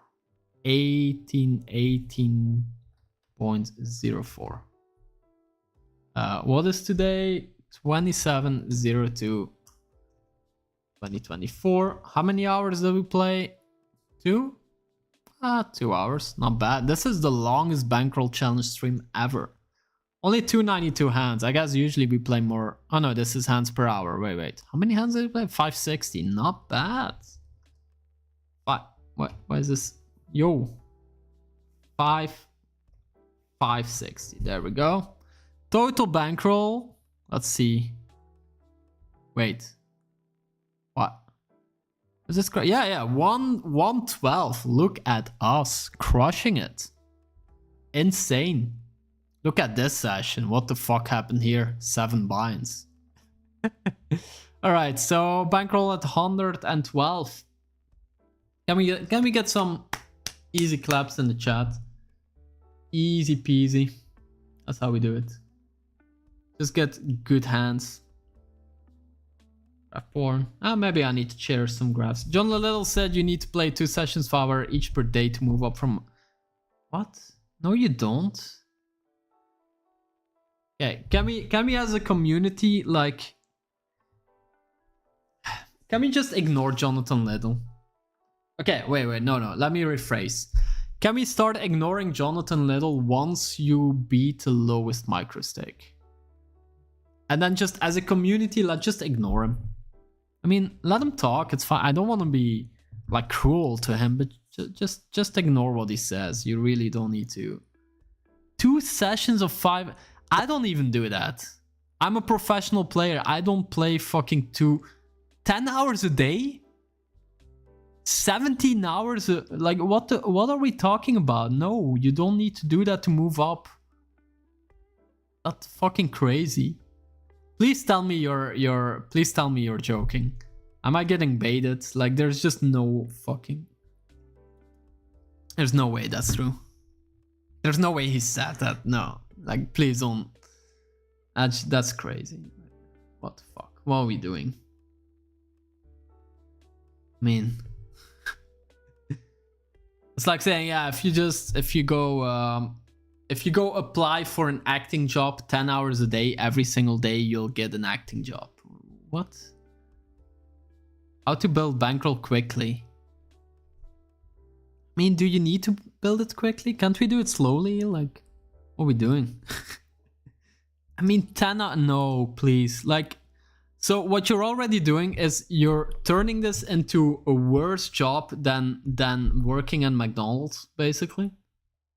So you come to hate your job, and now you want to get to a point where you're gonna love this job and have the freedom. No, like that's not what it's about.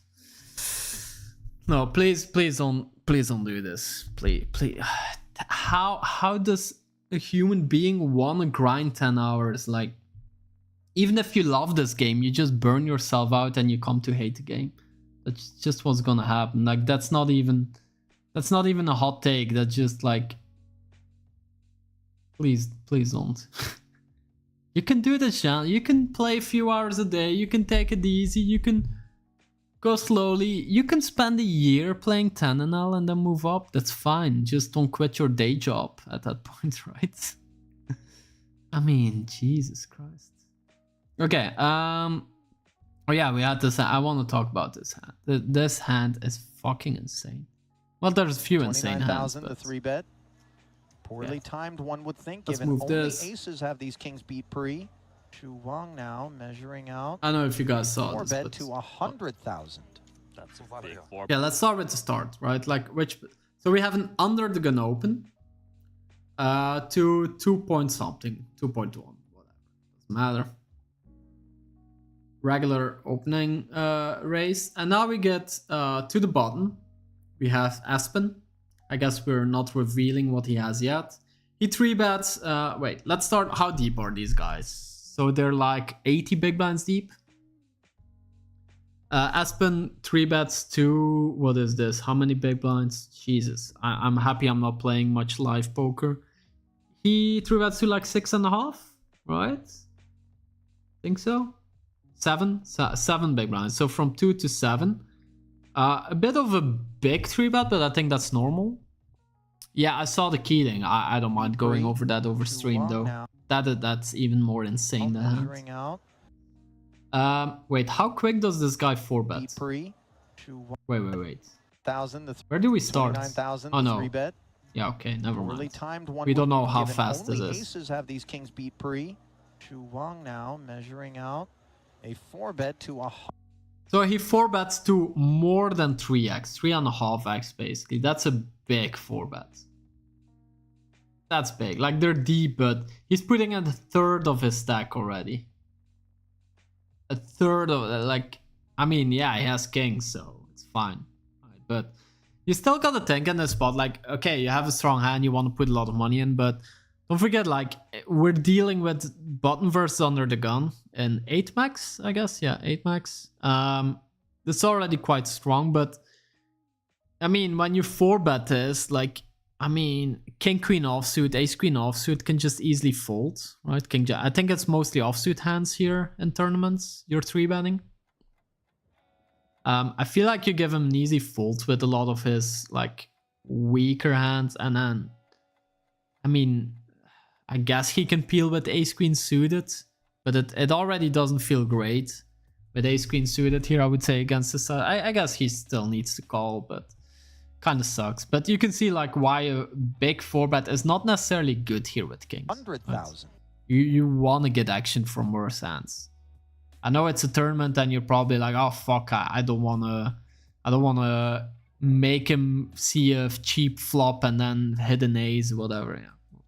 That's a big 4-bet against a big 4-bet. So wait, this is like a snap all-in, but it's Aspen. I don't know. I guess he knows his range as well here. But so we're dealing with like a button versus undergun 3-bet, already quite tight, and a really big 4-bet, which is, as we can see by his hand, very strong.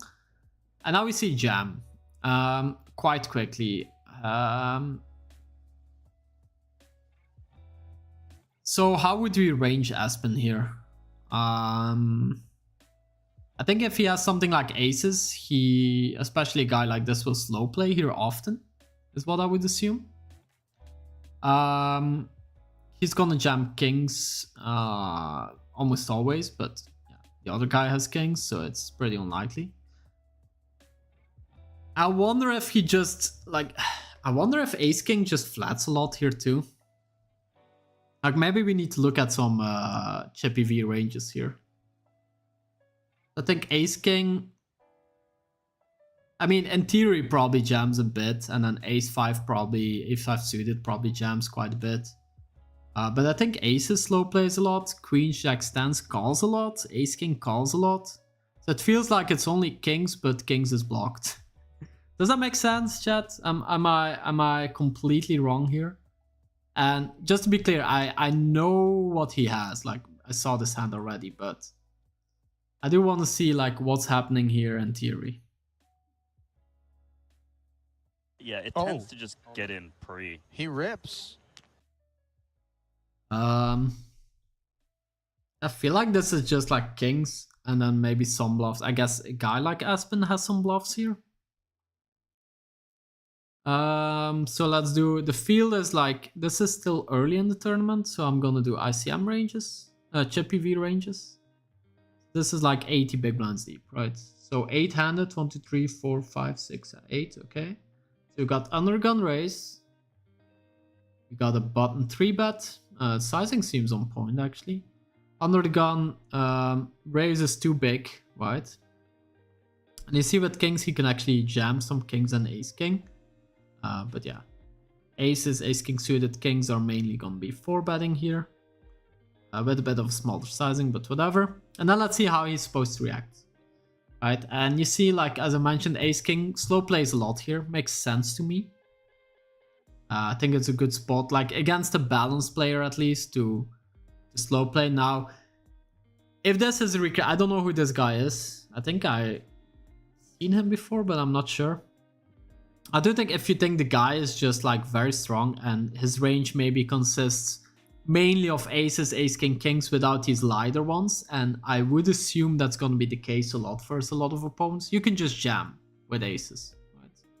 But the idea here is that you don't really want them to fold queen, jack, stands, nines, king, jack suit, king, 10, ace, 10. Yeah, like you don't want your opponent to fold these. So with aces, it's a very natural slow play. If he doesn't have those, now you can jam more because he's not really folding much, obviously. And then yeah, the ace king, I guess ace king suited jams, ace king offsuit calls a lot, and then kings is the main jam. But that's about it, right? You see, like, his jamming range is supposed to be pretty tight because he can call a lot of these other hands. And he's just not jamming much for value, right? He's only jamming kings for value. And to, let's say, kind of balance-ish that out, he only needs something like ace king there. He doesn't really need lighter jams. And then, yeah, kings just makes a tremendous amount of money against, or even a range that just kings, ace king, aces. You make a ton of money with kings. Ace king, you don't make that much. I'm surprised ace king suited and ace king offsuit makes that much. But I guess it's just the majority of his range is, I guess there's a little bit of jacks, but it's mainly ace king in terms of combinations, if you look at it that way. No, it's kind of similar. But ace king just makes too much money also. He's not. Oh, the guy tanks. Thanks. Still open. What's going? And it's like, yeah, what's going on? Is this guy seriously thinking about folding? I mean, especially against a guy like when you're sitting there with kings, if you're up against like a recreational player or a tight player or whatever, you maybe can get away from this. But against Aspen, I mean, we're really folding here? Certainly, you just can't. Yeah, you cannot. That's right. This is insanity we're observing here from Shu Wong. Insanity, I Are agree. there aces in Espen's hand right now in this mystery? He folds and Espen has aces. No, Is it aces? It was aces! I think I saw like a tweet or Instagram, Espen saying like, I was so sure he was strong. And he was right. And that's the thing. If you're sure the guy is strong, if you know his range is mainly like kings plus ace king, maybe some queens, yeah, you can jam aces. So in theory, he's supposed to flat a lot with aces, but if you know your opponent is too strong, you can jam aces. And your opponent isn't really supposed to fold these hands. But when he does, I guess we now make more money if we jam ace king suited. But the thing is, if Espen thinks he's very strong, maybe he's not jamming ace king suited, right? So now we get into this leveling war where, yeah, maybe his king's play is really good, but I'm not folding kings like what the fuck against Espen. So it's kind of a bad fold, I would say, with kings. But we don't know what's going on. Like, I think in these spots, like, these spots are very polar. People are like, oh, that's a really good fold, or they say that's a really bad fold. Now, what I think is more important is why did he fold?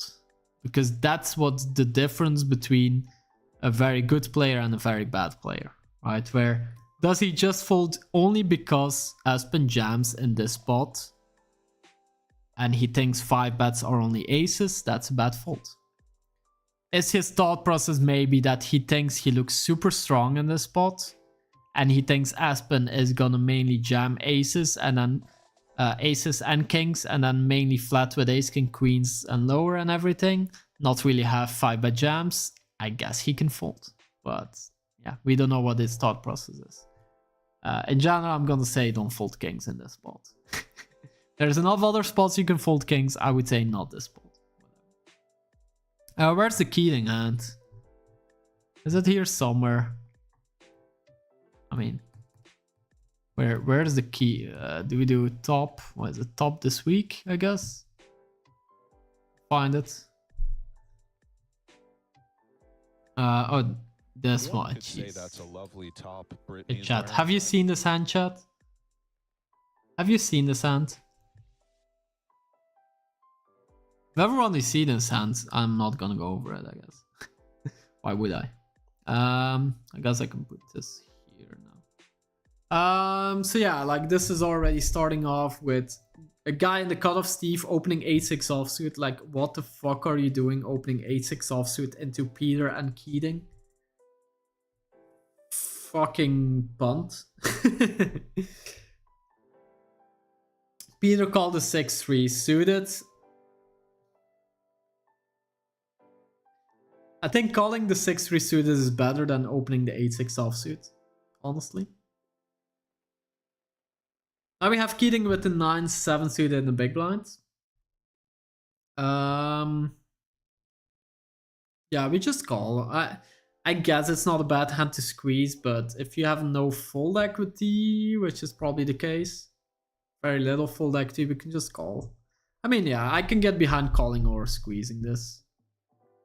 So let's start pre-flop. Keating plays the best. Peter second. Steve is just punting. Basically, yeah, no. Like, you can't expect this hand to become profitable. Right, ace king 7. I mean, when you're Steve here on an ace king 7 board, it's just you're up against two super wide ranges, and you obviously can have all the strongest hands. They can't. So I think this is a good spot to c-bet. Even like, I don't care what he has. I think it's a spot you can c-bet range against these guys.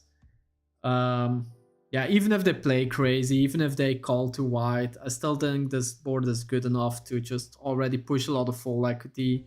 You're probably not going to get raised much on this board. You can still, you have some possibility with some backdoor stuff. So I think this is a good spot to go for a small bet. Maybe even go a little bit big. The sizing is too big. I mean, I don't hate it. I don't hate his sizing. Yeah, I think it's fine. I think it's fine to size up.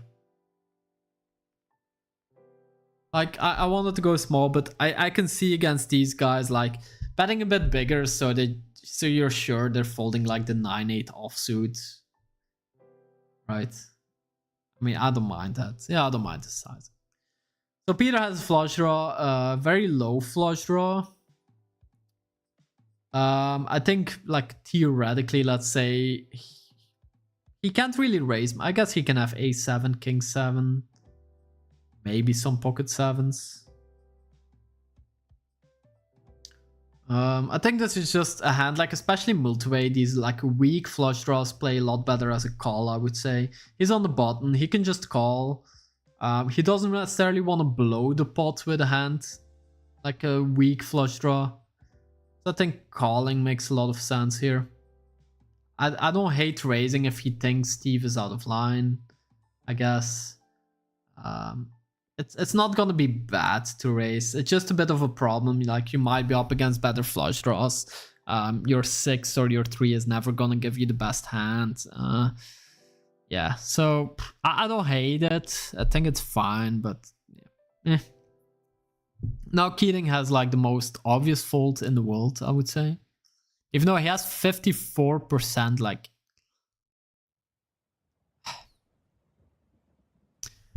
I think it's just folds. Yeah, it's just folds. I mean, you can even think Peter is just like out of line here often, but you still have Steve behind that can have all the strongest hands. I mean, it's just a fold. Like, I don't know. Like, there should be fold, fold, and it's over, right? But Keating 3-bets. Now, if he does continue, I do prefer the 3-bet than the call. Because the reason here is, like, him having a 7 is kind of good here. Because wait, yeah, you guys can see it. Peter is basically representing, like, a King 7, Ace 7, or Pocket 7's hands, and he blocks those hands quite a bit. Now, if we do think Peter has, like, the offsuit King 7, the offsuit Ace 7, then maybe he still has enough combos and we don't really have to do this. Maybe we shouldn't overvalue the blocker, but if, let's say, it's only A7 offsuit and then King 7 suited, and we think he can raise with flush draws, maybe combo draws, well, mostly flush draws, I guess, then I guess I don't mind this. The problem is, like, if Peter has flush draws, he's never folding. And then with King 7, what the fuck do we do on the turn and river? I mean, yeah. I prefer 3-betting to calling for sure. I think we just fold, but I don't mind if we continue to 3-bet. Now, if Steve continues, I'm gonna go insane. Okay, he folds. Good. Good fold. Well played, Steve. I would say Steve played the flop the best out of these guys. By bet folding. And now Peter, it's kind of annoying. Like, if you're up against better flush draws, if you're up against, like, 2 pairs here, not a great spot. Keating can have more offsuit King 7 and Ace 7, technically, I would say. So it's not a great spot for him, but I guess we call against that sizing and see a turn and hope he spike. Keating is the Phil Ivey of Wales. I don't know. Like, sometimes Keating, the way he acts and plays, I feel like he's the smartest guy in the room. But then you see him make plays where you think... I mean, I feel like... Wouldn't it be cool if we had some kind of... If we could know what he's thinking right now, that would be so important. If the guy is thinking lol blocker raise, yeah, then it's a bad play. If the guy actually thinks like, okay, I block the strongest raises from Peter, he can have a lot of draws. I'm doing fine against draws. I think he's getting out of line. I can maybe bluff catch turn and river versus him, things like that, sure. But we don't know what he's thinking. If he's like, oh, I haven't raised in a while, I'm gonna raise, yeah. So 6 on the turn. So if Keating's thought process is he blocks the strongest hands, he thinks Peter can have a lot of draws. Maybe he thinks Peter can have a few ace-x. I think it's just a check at this point. And if the thought process is Peter has too many bluffs, we want to check and let him bluff on the turn, I would think. And then like bluff catch turn, bluff catch river if the river is not a spade, I guess. But I guess betting achieves the same thing. Like if you're saying he really wants to represent ace-7, king-7, pocket sevens, and he maybe thinks there's still some king-x in Peter's range, maybe some 7x floating, like king-x of clubs, 7x of clubs floating. Maybe he can get those to fold now. I don't know if Peter's gonna raise a lot of those hands on the flop, but hey, I don't know these guys' game. He uses like a 60% sizing. I mean, I can see why Peter is thinking this looks weak in the spot. Because I would assume if Keating has like one of those hands he's kind of representing, he would probably bet bigger. So Peter goes for the raise here because he thinks Keating is full of shit, which kind of makes sense if you think about it, right? 3-bet and then he bets like half potish on this turn. Where he probably just goes bigger with his strongest value hands, I would think. I don't know Keating's game though, so maybe he doesn't. And if we think about it from a, hey, Keating can have a bit of stronger hands, a bit of bluffs, blah, blah, blah. Then this raise doesn't make much sense. We should just call here with our pair and flush draw, right? Where we beat some draws. And we can improve to his strongest hands. Like, what the fuck do you do when you raise and you get jammed on here with the 6-3? That's fucked up. What are you trying to get him to fold? Like this exact hand, I guess? Like you're thinking he's bluffing with a better hand and you want him to fold that. Like, this doesn't make much sense, this turn raise. Like, unless his exact thought is this sizing looks very weak from Keating. But still, why choose this hand to raise? Just call? This is like a protection raise? I don't know what's going on at this point. I really want to hear what these guys think. Because this is starting to look like button clicking at this point. Now Keating has a fold. Like, I don't know. Like, I mean, you could say he has a fold because he has a shit hand. But at the same time, he 3-bet Peter on the flop. Now he bets the turn and he gets raised. What the fuck is Peter representing at this point? Ace-X of spades he's raising? I don't know, like... Do we think Peter is gonna slow play some A7s, King 7s and now raise? Not impossible, actually. Such a weird hand. I mean... I like the call more than I like the raise from Peter. I don't know. I'm getting lost, like... I don't know what are we doing here? Why are we folding flushes in this game when people are doing this shit? And then river check, and as Peter, I mean, what are we getting him to fold now? Like, what is his goal? I think he can actually check and have some showdown. How the fuck do you get here with 6-3? This feels like he feels forced to jam, but I feel like he's not really thinking about Keating's range at this point. Where he still beats like a queen jack of spades, jack 10 of spades type of hand, right? And yeah, exactly 9-7, that 3-bet flop, bet the turn, call a raise. Now he can get that to fold, but what the fuck? How the fuck do we get here? And then Keating, I mean, he's suspicious, and I can understand him being suspicious, right? Like, his 7 is not bad. Not bad to have a 7 here. Peter's line makes no sense. I mean, yeah, excuse me, Jesus Christ. I mean, does he ever lose to a bluff? I guess not. And then if we think, I mean, ass plate, but the ass plate is a big problem. Ass plate, I guess I don't hate the call on the river.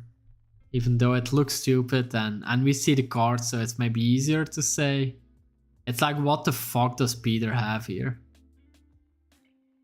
Like, what the fuck does he have? Does he really have a7 that he played like raise, call, flop, raise, turn, bets, river? I mean, not impossible, but it looks full of shit. And I guess like here we can see maybe, again, what's the thought process? Does he come to the same conclusion that way? Or is he just like, lol, I haven't made a hero call in a while, whatever. I just look at Peter laughing, like he doesn't give a fuck about losing this hand. He's like, I'll play it. He's looking at like, what? To pair? No, just to pair. What a hand. That was good. That was insane hand. I guess that's gonna be it for today, right? What the fuck is this hand? It's insane, Alexander. I don't know what to tell you. Alright, that's it. Do I need to plug something today? I don't know. Exclamation mark coaching. Affordable coaching for Microstakes. Get it on the Discord. We fucked up, but now it's actually visible again. Fucking, I can't believe how we fucked it up. Some way. X-Men GTO Wizard, 10% off your first purchase. Supporting the stream. Free ranges, all that shit. Exclamation mark Jurgen. Free up until 10 NL and 1 month for free if you use the link. Exclamation mark Jurgen. That's gonna be it. Yeah. I'll be back on Monday probably with the study stream, where I'll give away another GT Wizard starter membership. And that's it. Probably no Bankroll challenge in between. Maybe tomorrow if I really feel like doing another Bankroll challenge. I don't know. But yeah, that's gonna be it. Alexander is still live? What the fuck is he doing? I mean, oh, he just started again. Okay. Let's give him a little rate, go show some love. I don't think he's playing poker today, but whatever. It is what it is. Does this work? Oh, for fuck's sakes. I need to learn how to do shit better. Thanks everyone for watching. Really appreciate the people looking in this early hour. Much appreciated. And I'll see you guys next time. Have a wonderful evening, wonderful weekend. Ciao, ciao.